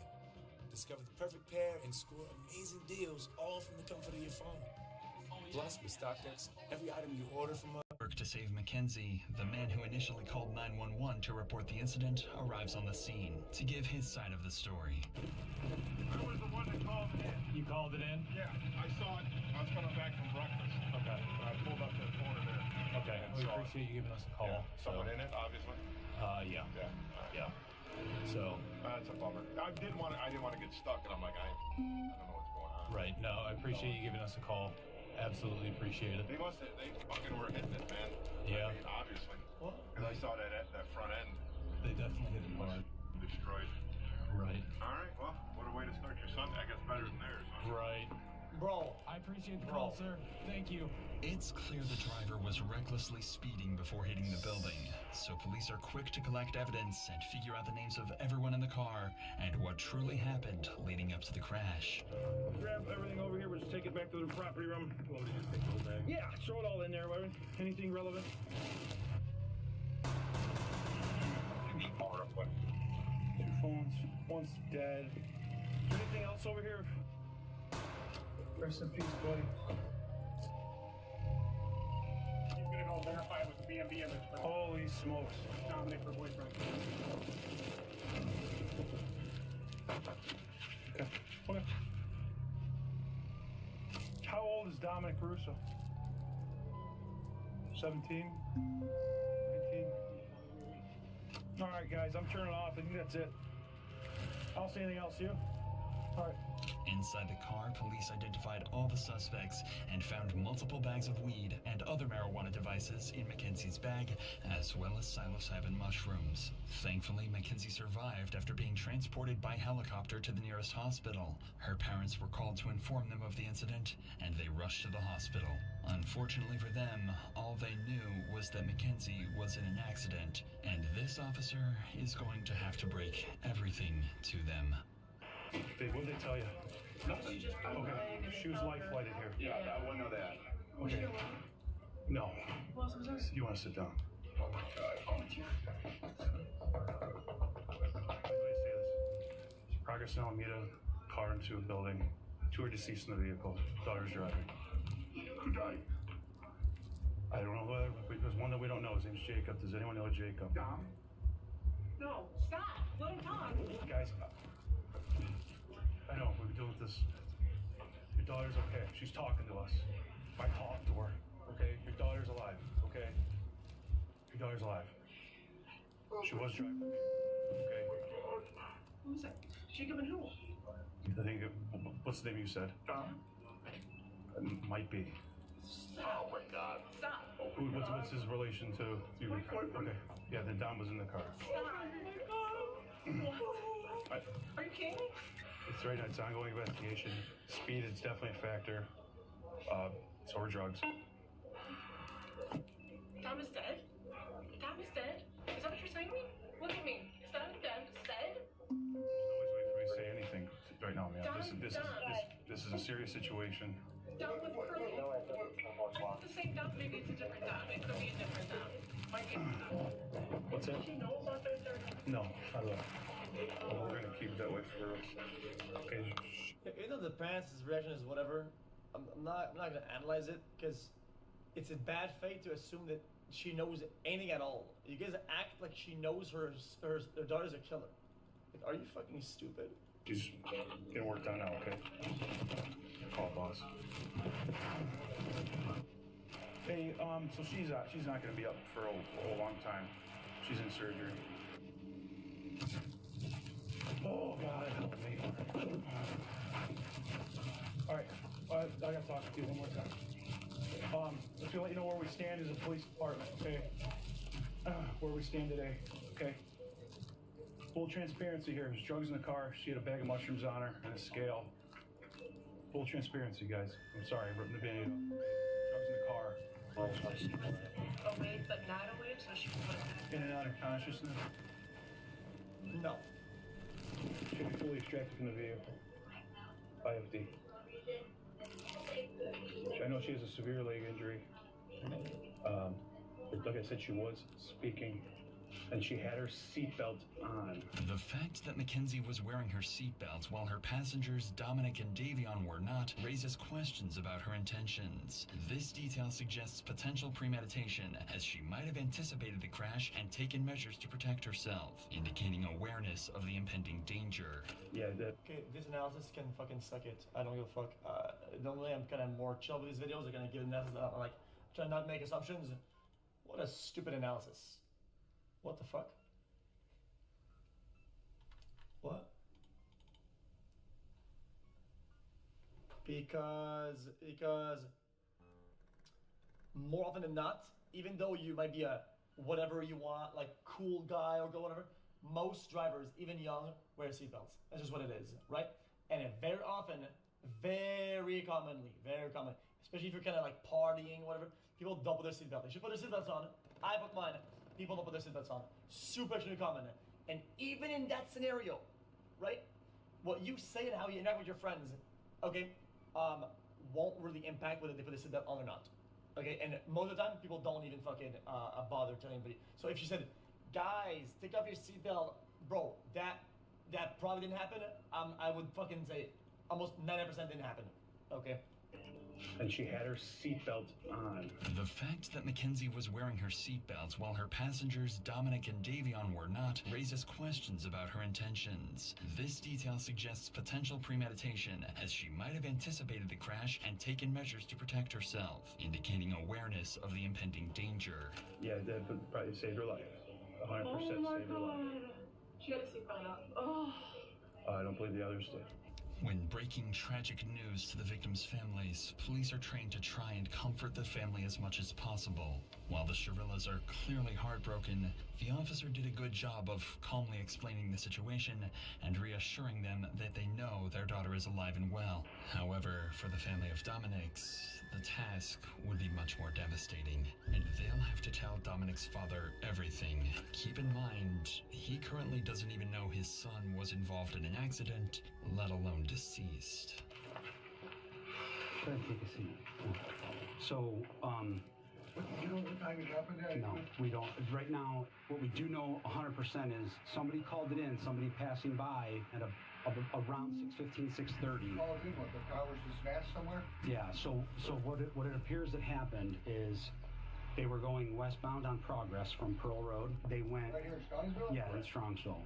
That business that's right at on Alameda, right where Progress ends, that's dead ends right there. They hit that building. They hit the sign out front and then they hit the building. Did they fall asleep at the wheel or something? Don't know. We don't know that. We don't know that. So 2 kids are dead, my son's dead, another kid's dead, and the girl's in the hospital? She's in surgery right now. Oh my God, huh, Chris? I mean, another family member or a friend or anybody that you might want us to call on your behalf? No. This is a nightmare. Is somebody called in at 6:30 in the morning? Between 6:15, 6:30, yeah. Came upon it, passing it by. Yeah. Oh my gosh. This is horrible. She was in her car? It was in Mackenzie's car, yeah. Yeah. Oh my gosh. She's making it, you guys don't know? We right now we don't know. She's in surgery right now, so we don't know. Well, this chat's my dead. A few weeks after the incident, Mackenzie reading this chat gives me actual fucking brain cancer. On God. left the hospital and returned to her normal life. She thought everyone concluded the crash was the result of a brutal accident and nothing further. It was even reported Mackenzie and her mother had applied to a Los Angeles modeling agency and had fully... See how I use an ad blocker. Very mindful, very demure. I'm not watching ads like the rest of you. But when I do, I get paid for it. We moved past the incident. Cause you're brain rotted by fucking react videos, react everything, react fucking bullshit movies. You don't even know how people act and how people react to anything in life. You've never seen it. You might never. You don't know how any of this shit goes. Like you make assumptions out of bad faith while not knowing shit. You're an idiot. You're an idiot. Incident. What's even more disturbing is on the Halloween of 2022, Mackenzie went to her first party since the crash. And her Halloween costume? A detailed corpse with fake blood smeared across her mouth. Mackenzie's parents even approved of this morbid outfit and said Mackenzie, quote, deserved some fun after the crash. It almost felt like Mackenzie was almost trying to let people know the crash had malicious intent, and she wanted to rub it into the world that she got away with her crimes. But little to her knowledge, detectives were working around the clock to figure out what really happened the night of the crash, and they would find far more. Man, what happened to this guy, man? Chat, isn't this the guy that I like watching his videos before? Didn't I watch all of his videos? Chat, is this the guy that I normally like watch all of his videos or whatever?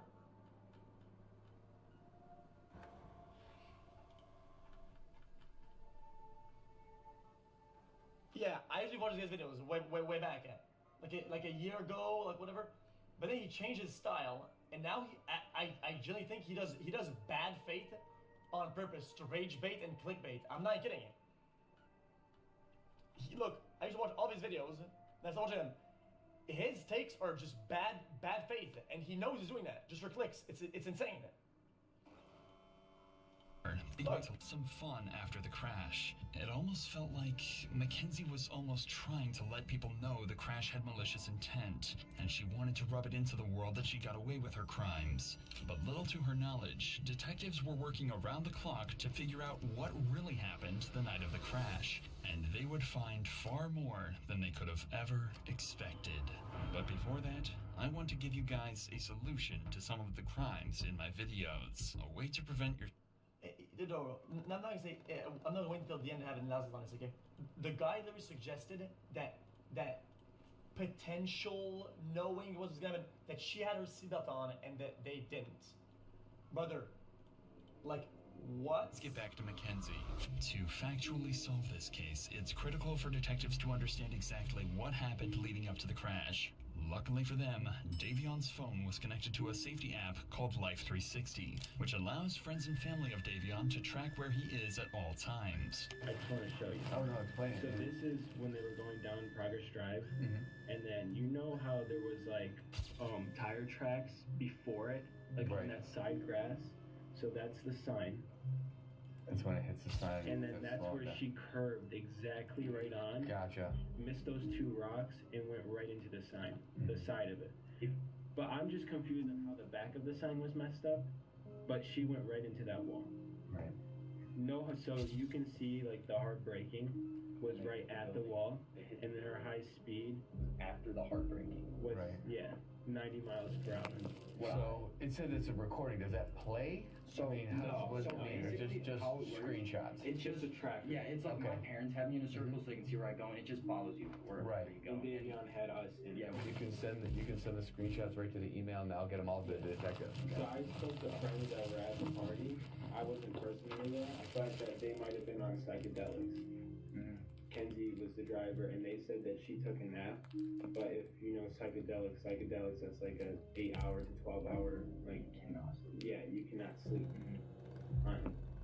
You can see the exact time they left the house. I don't know. That's so you can just send everything right there. All right. In addition to this information, the car's black box recorded the gas pedal was pressed down to its fullest extent while driving towards the building. Another one of Dominic's friends. Damn. Down to its fullest extent while driving towards the building. Another one of Dominic's friends was connected to Life 360 and had a very clear opinion of what he thought this evidence could be interpreted as. To me, right here, if you like looked at the tracks and you guys probably have pictures of them, it looks like the person in the front seat tried to turn the wheel because of the fact they were going to go straight into a wall.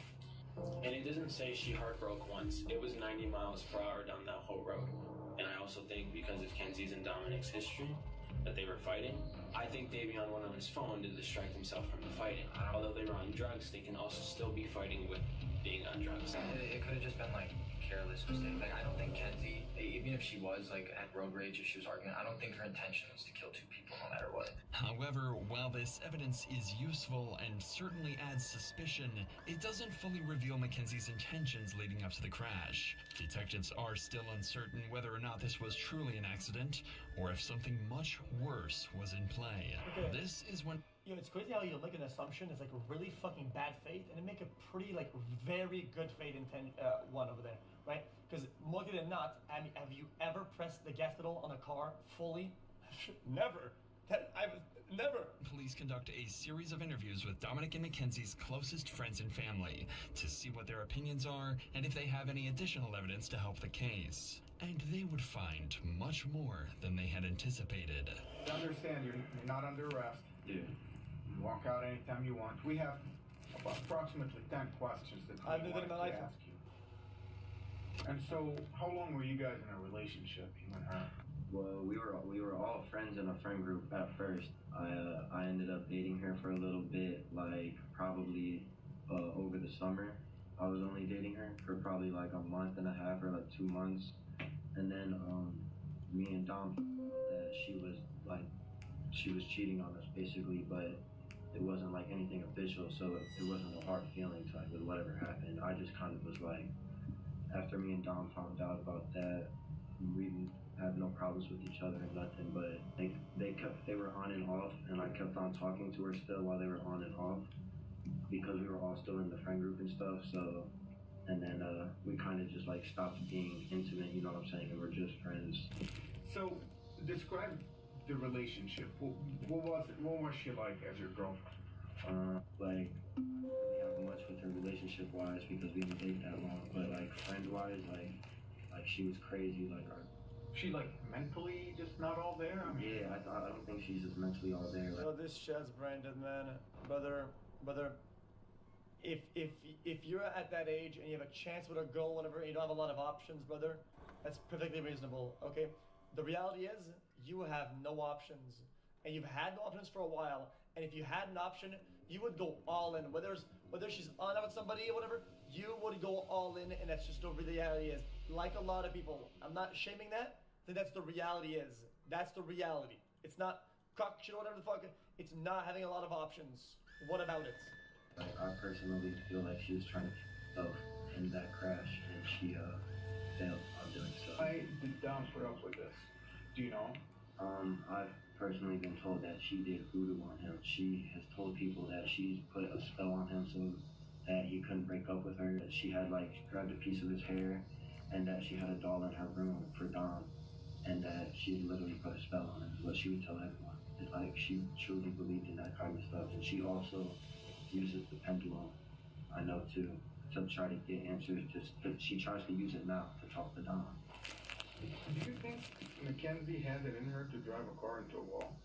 I mean, if you guys speculate that she did it on purpose, do you think she had it in her? I feel like if she thinks that she can just drive the car into the wall and not feel nothing, you know, like I feel like the only reason she survived is because of how small she is. Like, I feel like she got insanely lucky, but at the same time not lucky to have survived that because like she killed 2 people. If that was what she was trying to do, but it's like I feel like that's what she was trying to do. Press the car into the wall. Next, police interview Angelo Russo, the older brother to Dominic. Angelo was one of the closest people to Dom. Check out these deals of the week at Walgreens. Chat, genuinely, chat, guys, this is something I've wanted for a while now. Guys, if you were to analyze it with like professionally, right? If you're in a passenger seat and somebody's doing some crazy in the car, what is your best course of action? What is best? Do you steer, close the car, fucking jump out? Yeah, I'd say jump. I thought so too. But chat, don't ask me why. Okay, I got so scared of this at one point. I actually did some fucking research on how to jump if you jump, and it's pretty scary, dude. I don't know if I would have the balls to do it, because it says the way to jump is to jump like sideways on your back while protecting your head, and I don't know if I have the balls to do that. And would give everything police need to know about Dominic and Mackenzie's relationship. You mentioned that anytime Dom would kind of want to break up with her, she'd kind of go crazy. Describe crazy, like what kind of crazy? Like, there is times where she called Dom and said, if you break up with me, I'm going to word for word. And What do you think happened? I think, yeah, off of what I know and off my assumptions, Dom tried to break up with her multiple times, even in July. It kept not like working out, whatever. They kept making back up. Kenzie's known to be the kind of person that she's let us know she will never let go of Dom, and if she has to let go of Dom, she will not go on living herself. She's pretty much let that be known.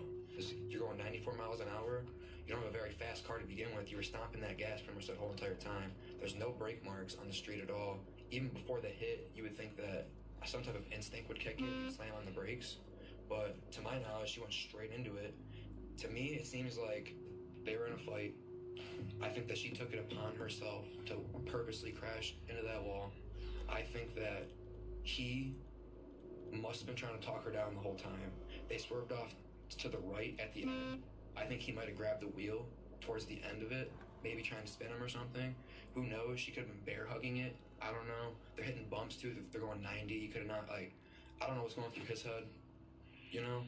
As more friends and family speak to police, there's a picture building of a toxic relationship that could have ended several times over if it wasn't for Mackenzie's threatening behavior. Mackenzie's actions after the crash were also of concern to police. On August 6th, only a week after the incident, police find themselves back at her doorstep after reports of a disturbance where Mackenzie's father makes a shocking confession. So I want to ask you first about August 6th, if you recall. That's the day you guys were dispatched to Mackenzie Shirilla. Yeah.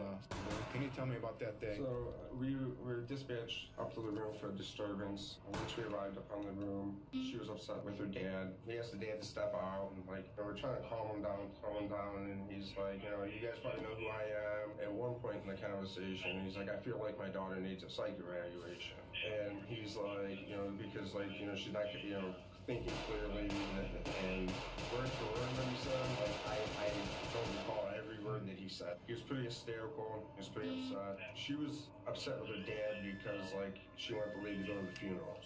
Mackenzie got mad because she couldn't go to Dominic's funeral, even though she's made a shrine dedicated to Dominic, posts constantly on his Facebook memorial page, and wears his clothing. Her dad refuses to let her go. Regardless, with so much evidence against her, police come to the conclusion that this crash had to have been deliberate, and Mackenzie is about to find herself in handcuffs and on her way to the local jail. Where's she? Right there, pal. Hi, Mackenzie. Step out for me. I'm Detective Jesus. I'm the one who's been investigating the crash. You're under arrest for aggravated murder ×2, okay? Nobody's gonna ask you any questions. Nobody's gonna bother you. Can I have your key, please? Could you please be careful taking this one off so it doesn't break the bracelet? You got it. You got it.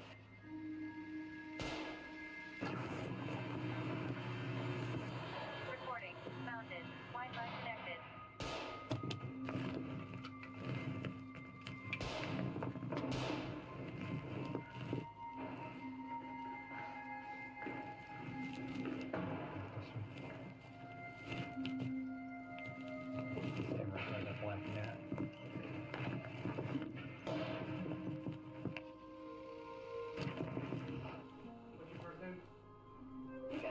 Okay, Mackenzie, I'm gonna take your handcuffs off. I need like all the jewelry and everything from off, okay? I can't wear any of it. No, I need you to take it off while you're in jail right now. When her parents find out she's been arrested, they head straight for the station and immediately confront and fight with the officers. But I need to speak to my daughter because you guys aren't allowed to speak to her at all. That's from the Lord. How you guys did this on the weekend is just, look, you all you do is go, hey, there's a warrant for her. We would have brought her right down here with no problem. Unbelievable. I mean, he's 18. So the warrant was issued today, so we had What a fucking loser. Oh, dude, I actually love this. Holy shit, hold on. Wait, this is actually sick. She's 18 to legal age, and he's trying to do this whole bullshit where like, oh, you guys can't talk about whatever the fuck, right? Nah, it's bro. There's a warrant for her. Because this guy's trying to fucking sway things, obviously. We would have brought her right down here with no problem. And he thinks she's 18, and he's trying to act like she's not. So the warrant was issued today, so we had We put in a phone call. What a cock. Creeper out from the yard watching. She can't take any, she's an adult, she can't take any phone calls right now. Okay, well, I still need to speak to my daughter so she understands whoever not to say anything to you guys. He didn't even roll out the whole mask. I don't give a fuck if it's her fucking dad. What the fuck do I care? What the fuck do I care if it's her fucking dad? When you're an adult, bro, when you're an adult, the safety net is removed. Especially legally, okay? All the possible nets and the possible ropes, it all cuts loose, okay? There's no fucking, yo, but dude, like, there's none of that shit. Are you fucking stupid? To pick up an 18-year-old girl who can hardly walk out of a hospital visit. It's just beyond me. So we follow the law, that's what we're doing today. Am I going to be able to have a 2-minute conversation with her? You cannot talk to her about these. Why doesn't she get a phone call? If you're arrested, why don't she get a phone call? She was just brought in. They're going to process her as soon as they get the time for her to make a phone call. She will be able to make a phone call. She's a lawyer. She does have a lawyer. She is 18 years old and she can speak that. Yeah, but she's a dumb 18-year-old. Dude, this guy. Hold on, this is some fucking golden footage. She is 18 years old and she can speak that. Yeah, but she's a dumb 18-year-old. Oh, thank you. If you're dumb, you're allowed to kill. Fucking 5-head. She's not allowed to speak to you guys. I'm telling you that. Her attorney can call us. Don't ask her any questions. She's not allowed to speak. Her parents don't want Mackenzie to talk and demand a lawyer is present. Mackenzie is going to need that lawyer, as she's going to have to face his the argument? There's no argument. Whatever he's saying is just words and fucking, it's just air. Okay, I don't give a fuck. You're fucking brain dead. Whatever he's saying, all of that realm of things doesn't exist. It's all your coping or some shit like that. You're 18. you're brought in, it's GG. It ends right there. Anything else is just you being dumb. I'm not gonna hear that. In a court of law. What the fuck is wrong with you? She's tried as an adult and decides not to be tried by jury, leaving her fate to a judge. Despite the defense's claims that she lost consciousness, the evidence against her proves this claim was a lie, and the prosecution believes she crashed the car as an easy way out of the relationship. The judge agreed, and on August 14th, 2023, Mackenzie's fate was finally sealed. This is the type of evidence you can never unsee. You can never forget the visual or audio of this exhibit. It is chilling and tragic. Hey, Ryan Reynolds here. Big Wireless has once again raised their prices. In response, we're bringing back our deflation promotion. The marketing department asked me to be as explicit as possible when explaining it, so here we go. Because we don't love f***ing our customers over like Big Wireless. We're bringing back our offer for f***ing unlimited premium wireless for only $15 a month. F*** me to the moon and back. That's a great f***ing deal. Explicit enough marketing f***s.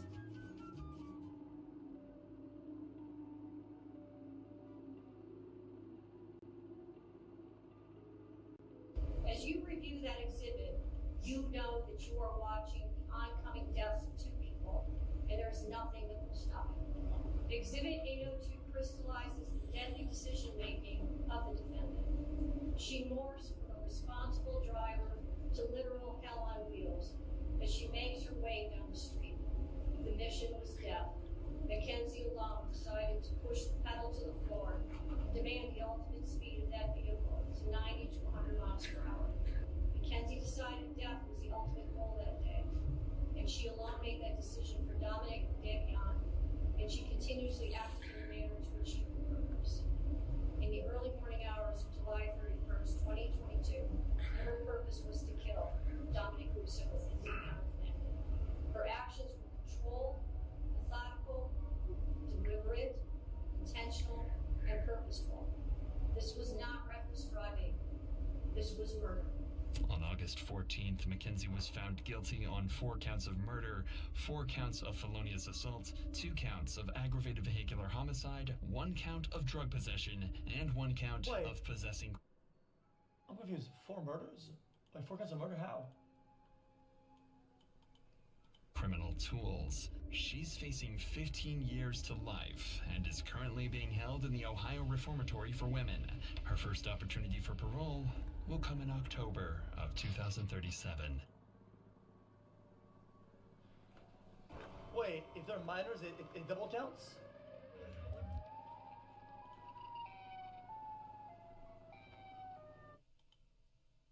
August 14th, Mackenzie was found guilty on 4 counts of possession and 1 count of possessing criminal tools. She's facing 15 years to life and... Because I don't know how that works, Jack. 15 to life. I don't know how that works. Do they choose a sentencing of like? Is that the sentence they give them, and then the judge chooses what it is?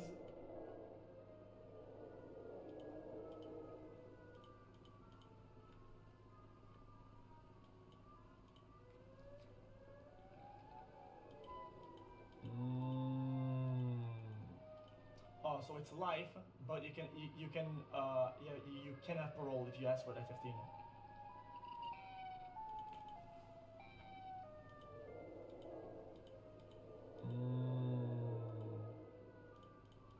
There's a guy in chat called Hood something. She did, of course, she wanted an easy way out of the relationship. Whatever happened to him, I want to break up. This generation is cooked.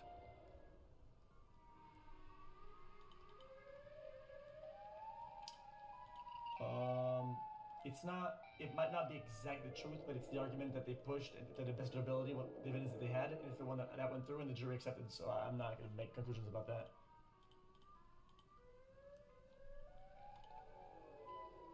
Legally, there's, no jury saw about that. Wait, really? Oh, interesting. What was the one that the judge came up with this anyway? I don't know how that works, really.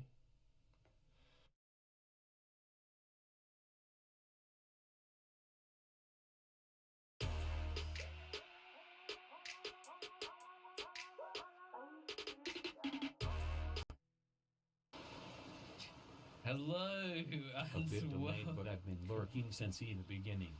Like and subscribe. Ah, Jaden's message just popped up. Jaden. Thanks, membership, Soil.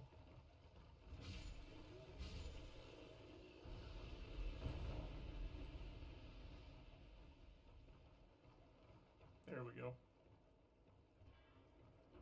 Doing alright, Megan. Hope you had a good day.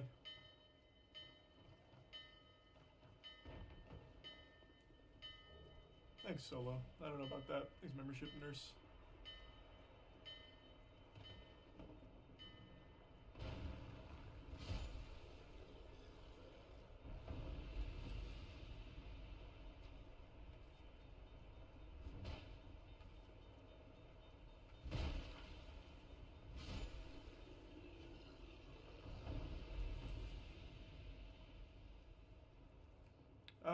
I'm doing all the Souls games. I do this every year or so.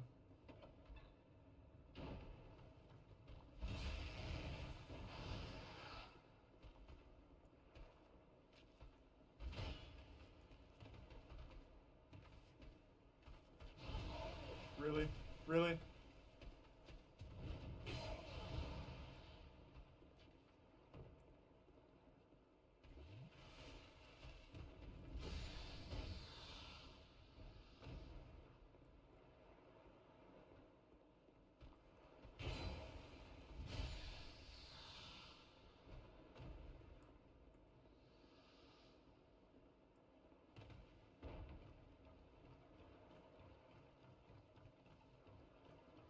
Yeah, it's Scholar the First Sin. I'll be doing all bosses, per usual.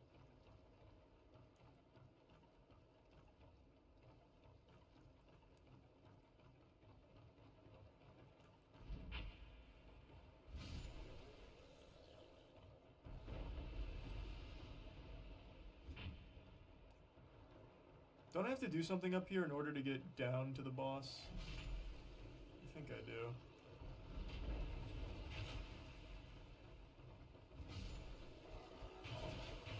Wow.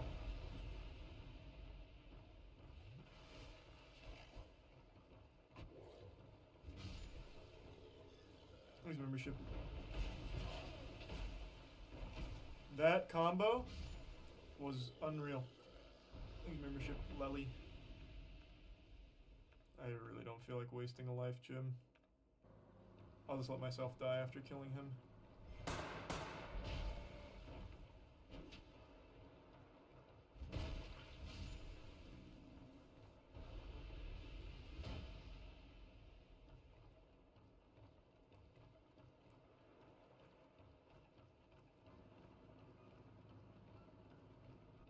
The boss is under... Oh. I didn't have to kill anyone here. I could have just come down. Let me try something. Since I have no health, let's see if I can do this hitless, and we'll do a red tearstone ring. Let's see how this goes. I probably just get bopped right away, but we'll see. I'll do a little big dick in here.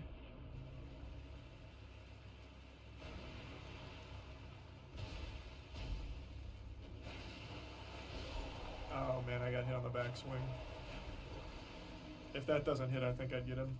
That was unlucky, I got hit on the back.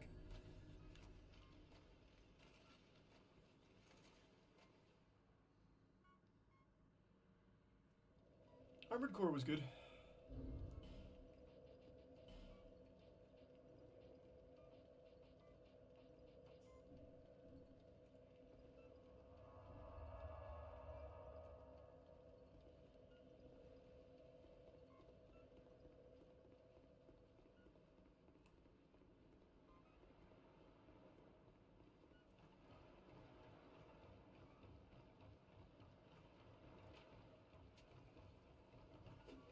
I forgot to throw down that shortcut, didn't I?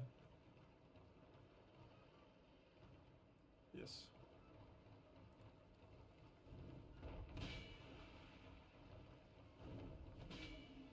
Thanks, membership. Repent. Really?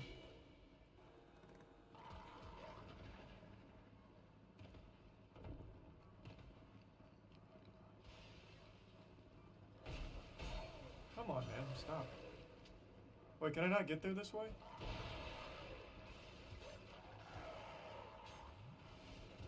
There's no way I have to go all the way around, right?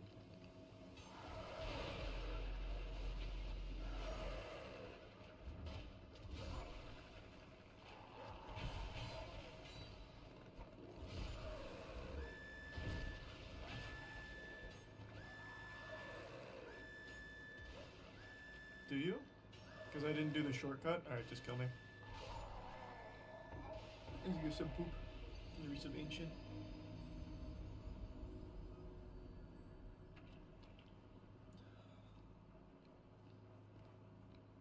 I thought I could still get there.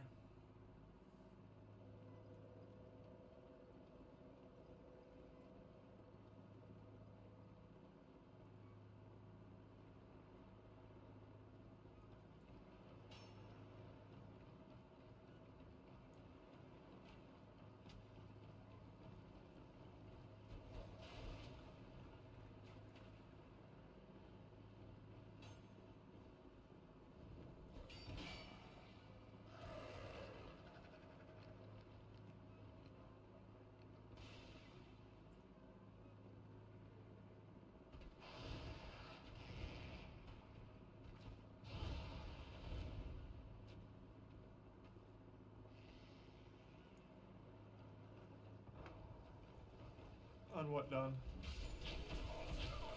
What the fuck? What was that flurry?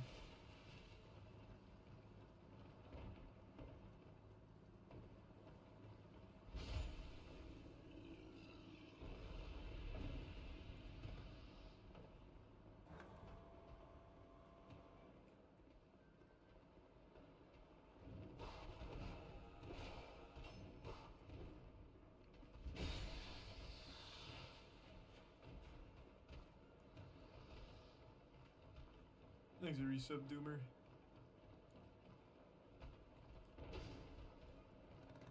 Where's the shortcut? Whatever, I'm just gonna kill the boss here. I don't know where the shortcut is. I didn't see the drawbridge anywhere.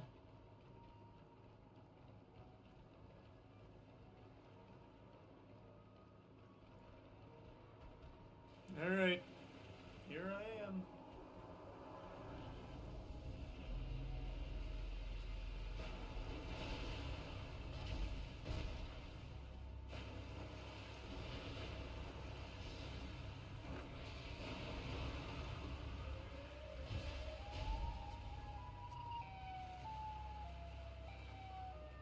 The water starts to rise soon, I remember that.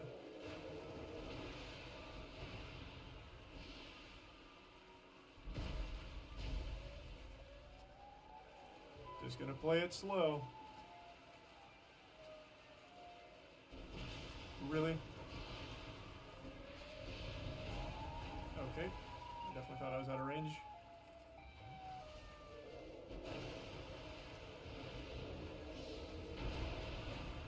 How am I missing?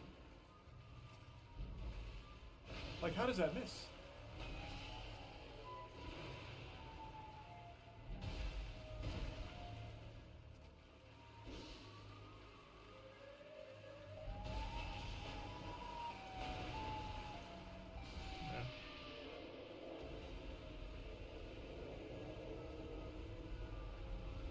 I also low profiled one of his attacks. So it was even. I benefited from bullshit, he benefited from bullshit. We're all better for it. Thanks for resub, Dirk. Will you replay Elden Ring soon? Already did.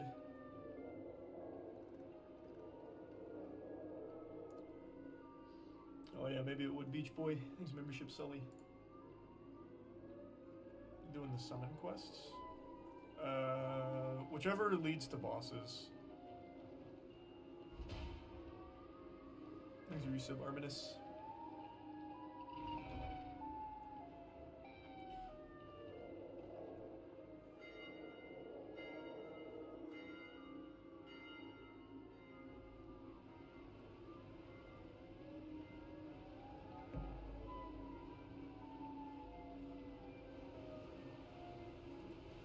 You best start believing in ghost stories, Miss Swan. Thanks for 5 gift subs, Ultima. Appreciate it.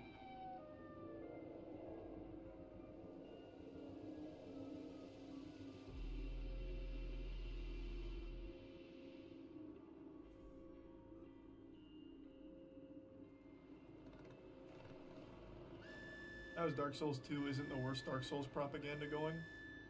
Why are people putting words in my mouth? It is the worst Dark Souls, but it's still good. The worst Dark Souls game is still better than 99% of other games that have ever come out.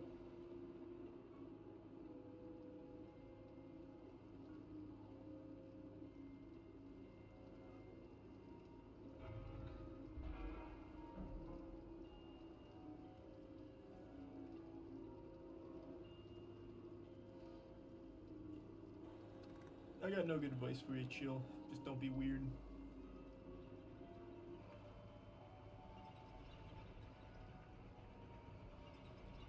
What was even the point in taking this ship?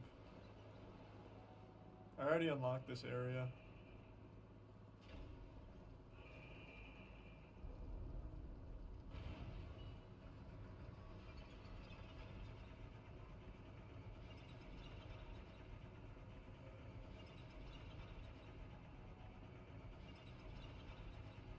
You could have just started with the wharf. That's true, I guess.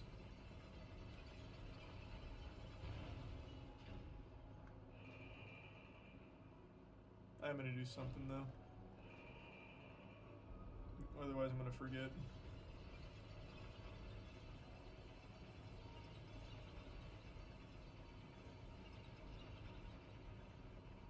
The worst Souls-like game is the original Lords of the Fallen game. That game is unplayably shit.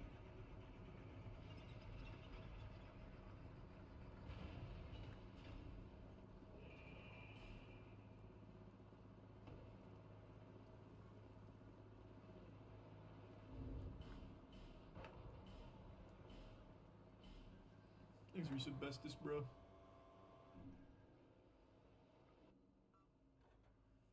And the membership, Anthony.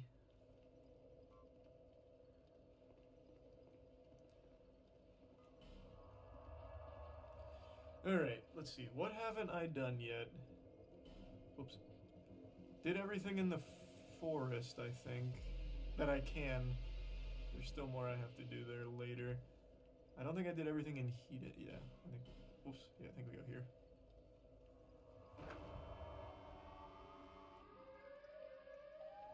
Mwah. There you go, B.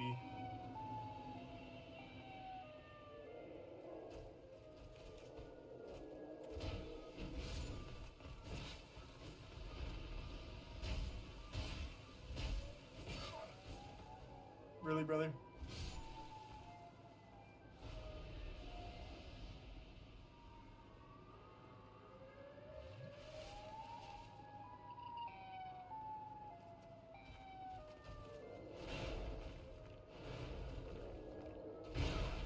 Okay.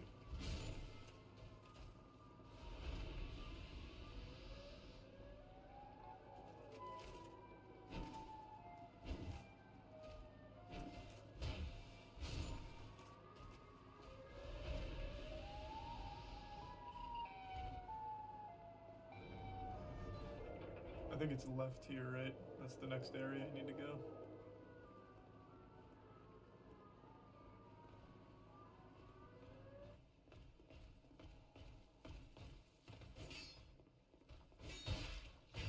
What a back.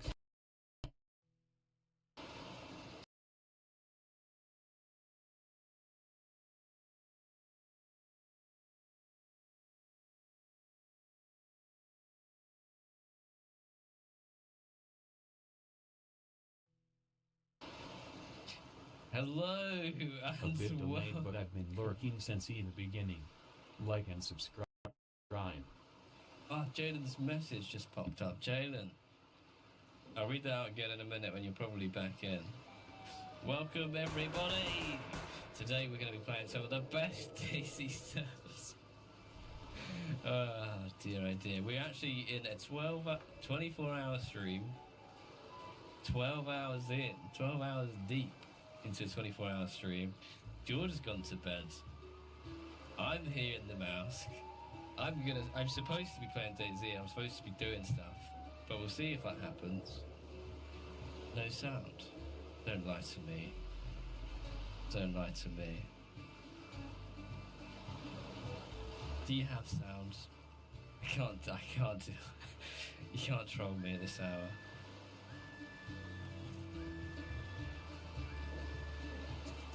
Are we good? Okay. We're good. We're good. Okay, apologies. This is not going to be the best gameplay you've ever seen from me. It's going to be pretty sloppy. Hour 12. And after this, it would have been 16 hours straight.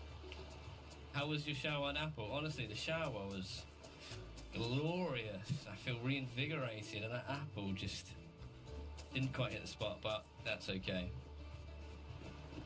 Okay, well, I guess I'm going to try and do some stuff. You're going to help me. You have to shout at me when I'm making mistakes, when I'm not loading my gun, and when I'm not activating my heat pack. Okay? We're going to be playing on some of the mouse. I've got a couple other servers I can switch to if things get boring or we want to try something different. But I figured right now this will be hopefully busy and like you can just meet people and they can sort of take some of the weight off of my shoulders when you're with people. I might get battered around, in which case I'm going PvE or something. I'm going to play Rocket League. Oh, let's play Black Myth Wukong while George is away. See how much I would actually enjoy that. That would be fun. It's a cool mask, but I can't keep it, I don't think. Because my little head's going to get cold. Fair.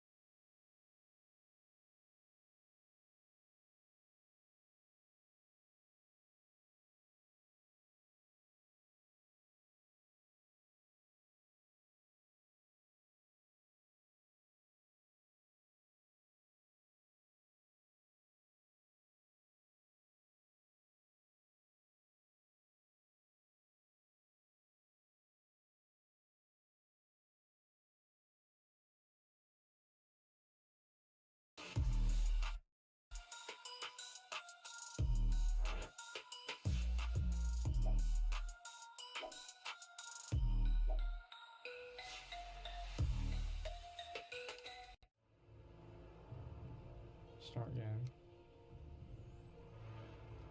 We're gonna make a new character. This is my old character right here. Obviously, best in slot gear. He had everything at max level. New character, male. We're gonna give him.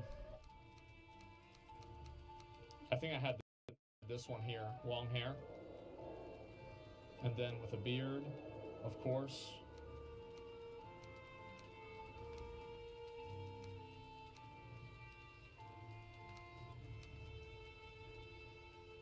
Yeah, I think we'll go with that.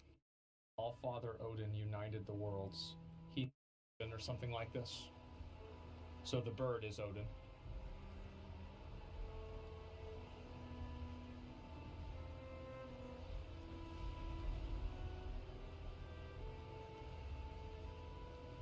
Souls intro? Yeah, exactly. It's just like Dark Souls.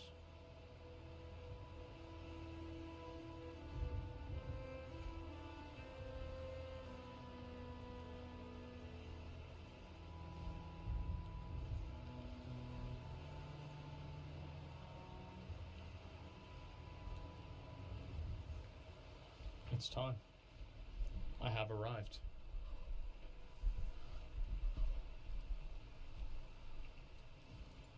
Hi. I'm Hugin. I'm sent here to guide you in your travels. The megaliths surrounding you are a sacrificial.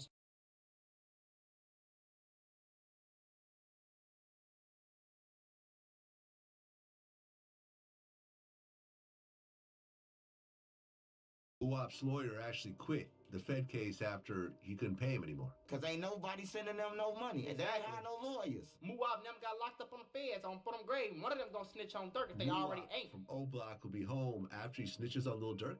Yeah, I mean, that's the only way he gonna get home. You know, he always comments, somebody in his family always drops something like, Muab will be home, he said everybody left him. Muab's fate will be decided in early 2025, and to be honest, the outcome, though uncertain, It ain't looking doesn't look good. The O Block 6, financial struggles, legal setbacks, and Muab's fight for survival. Imagine going to catch a body. Imagine being from O Block. Let me pull my jewels out so y'all can see that I'm shining, yeah, over there. Imagine being from O Block. Imagine going to catch some bodies for your squad, for your gang, for OTF, for the BDs, for the O. Imagine going to catch that body and then getting out. No, not getting out, but imagine going to catch that body coming back to the hood, get locked up, and you broke. You ain't got no lawyer. Cause see, what messed them up was they didn't know that the streets was the streets. They didn't realize that. So after they went and caught that body downtown Chicago, 2 months later, I think it was, King Von get killed in Georgia. That was their everything. That was their lifeline. That was their money. That was their everything. The whole reason they ain't got lawyers is because King Von is dead, bro. And people can say whatever they want about how close King Von and Lil Durk was. Lil Durk wasn't never from the O. Lil Durk never had a bunch of homies from the O. Even though he rocked with O Block, he never had 6 niggas from the O Block. You feel me? Y'all better pay attention to how this go, boy. The O Block 6 case had been riddled with misfortunes for the suspects, particularly Muab. By February 2024, the situation became so dire that Muab's lawyer quit representing him due to unpaid fees. Well, yeah, you made a video. Muab's lawyer quit representing him due to unpaid fees. You catching bodies out here and you don't even got enough money to pay for your own lawyer. That's where you fucked up at. About this, you said that Muab's lawyer actually quit the Fed case after he couldn't pay him anymore. Yeah, he quit. Y'all he quit. He off the case. Yeah. Muab got to get a new lawyer. They actually set it back to February, so it was in August of this year. That let me know, like of next year. They trying to make us some deals, man. Yeah. They ain't gonna keep on pushing your court date back to 6 months and 6 months, bro.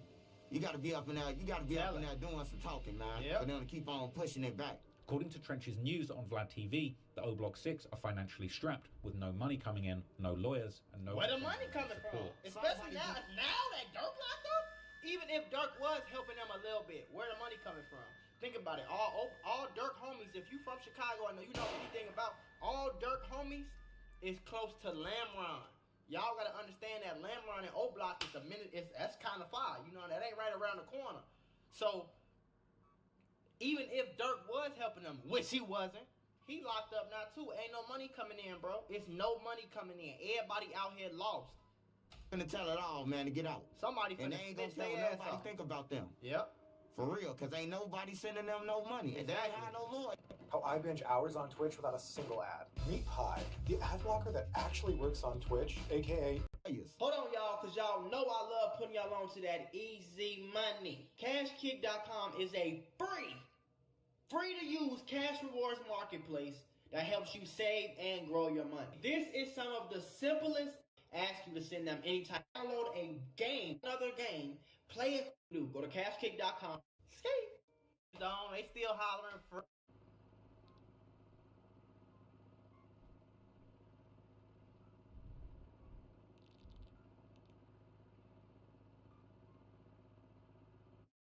Free Muab. Y'all ain't got $5 for. Everybody put together $100. Y'all can give folks a cheap lawyer at least. The watches, the chains. Damn. You my homie, you was willing to sell everything for me. If you my real friend. My real friend. To try to get me out knowing that I'm fighting for my life. On my dead guys, boy. If I ain't had no money and I had a Rolex watch worth $10,000, $20,000, and I ain't had no money to help my homie get out of jail or to help my homie in the hospital, boy, that shit getting sold, boy. We'll figure it out. Watch out later. I'm finna go get my dog. You know, that's why I say ain't nobody no real friends. Oh, God. Despite facing a potential life sentence, Muab expressed hope in him coming home in a video call from jail. I don't know why. Want to tell everybody? Yeah. And Trench's news hinted that all might not be lost yet for Muwop, as there's still a chance he could reduce his sentence down if he cooperated with the authorities, specifically testifying against Lil Durk. You said that... Yeah, now that Lil Durk locked up, and Muwop never got locked up on the feds for them grave. One of them gonna snitch on Durk if they already ain't. From O Block will be home after he snitches on Lil Durk? Yeah, I mean, that's the only way he gonna get home. You know, he always comments, somebody in his family always drops something like, Muwop will be home, he said everybody left him. So, I report about when they drop, when I see his family them or anybody, I report about it. And it's like, you wishing on a star, man. Everybody in jail wish they can come home, man. They gonna tell themselves, I got this beat. But really, you don't. Currently, Muwop is held at the Jerome Combs Detention Center on 3050 Justice Way, Kankakee, Illinois. In a recent email, Muwop expressed optimism about his situation, telling his friend Shoebox Baby, another up-and-coming rapper from Chicago who considers Muwop to be his big brother, that he might be out soon. This message suggests that Muwop may still not have quite come to terms with the harsh reality of his situation and is reaching out for support. He just in that delusional. Asking his friends to help his mother however they can. Shoebox Baby would say in an interview with Truth Teller TV that a lot of guys left Muwop hanging and are skipping visits with him and not sending him money. However, he acknowledged the possibility of misinformation, stating that the internet does make up a lot of lies about people too. And I was told a lot of guys left Muwop hanging. Motherfuckers is not hitting every visit. His books is not full from everybody sending money. I was told that, people ain't doing Muwop right, Now, I could be wrong. This internet love making up lies on people too. But I wanted to bring that to your attention. But Muwop, did say he supports Shoebox music 100%. Remember, Shoebox was dropping songs dissing Butter, about Butter telling on Muwop and being at their court cases, and those type of songs that Muwop supporting right now. You're right. Muwop's fate will be decided in early 2025, and to be honest, the outcome, though uncertain, it ain't looking doesn't look good. Listen, I have a mentorship called the Moolah Membership, where I'm going to teach you how to get rich with business, YouTube, crypto, stocks, financial literacy. Duck wasn't doing all that, boy. I feel like Duck was a street nigga, but knowing what I know and being from Chicago, Duck was always the nigga. I'm gonna be on St. Lawrence. If somebody come over here playing on me, I'm gonna protect myself, but I ain't finna be out here catching 1,010 bodies, Will go down as a cautionary tale, a warning of one of the two tragic outcomes that are truly the only possible results of being a killer rapper who tells the whole world about your crimes. In the end, Muwop's relentless pursuit of street credibility through his music became a double-edged sword. His lyrics filled with braggadocio and vivid descriptions of violence may have boosted his reputation in the streets and the rap scene temporarily, but they ultimately caught the attention of law enforcement. And as Charlemagne from The Breakfast Club made clear, the authorities in this new era of rap are taking self-snitching very seriously. For Thursday, October 14th, goes to the 5 individuals who were hit with the RICO over what law enforcement is calling a mob-style attack on a rapper known as FBG Duck. The RICO.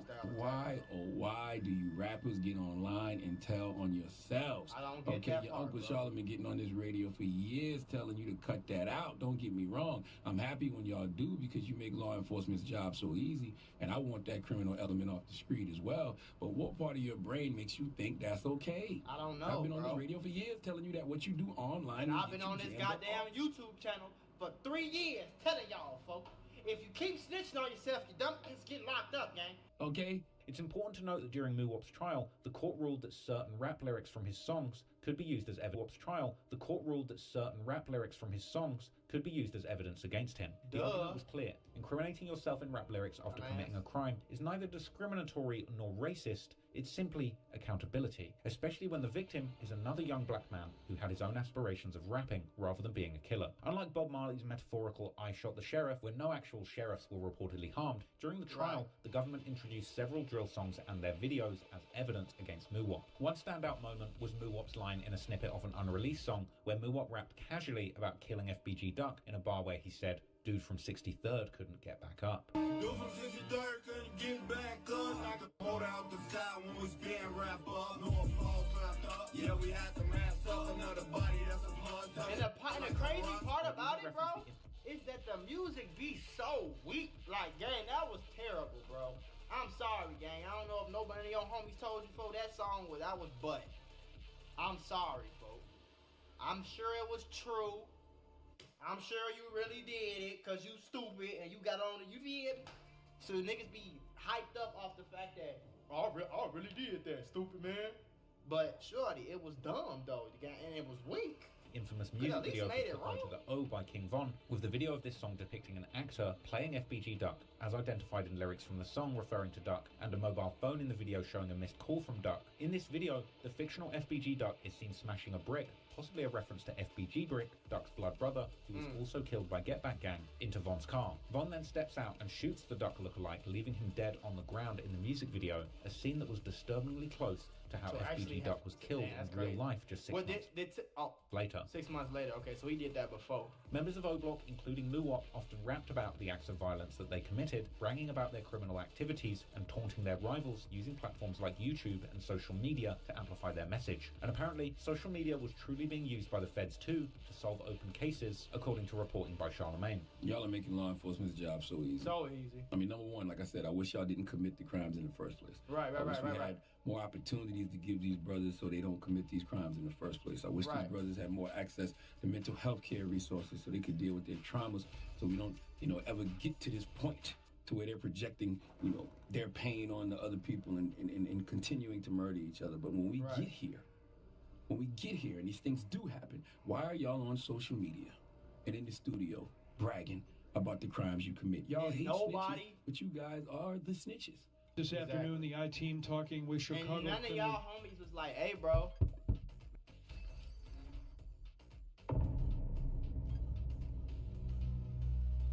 My story is a tale of rules rewritten by nuclear fire. Serdar, wake up! Hello. Doctor. Yana's not here? Oh, hey, Serdar! Have you seen Yana? Max, something happened. She's in no state to be wandering out in the metro alone. I need to go after her.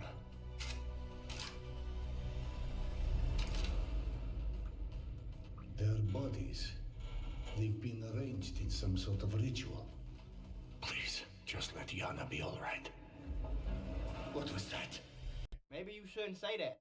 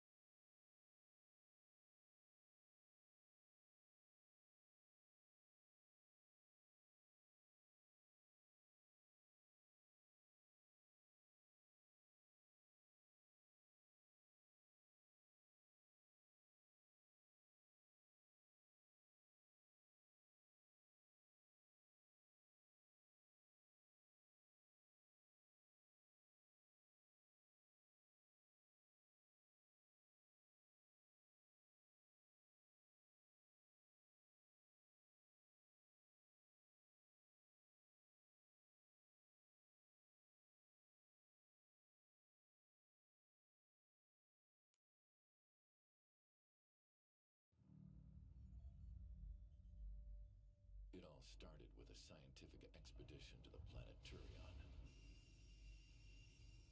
where the New Horizons Corporation was hoping to find new life forms.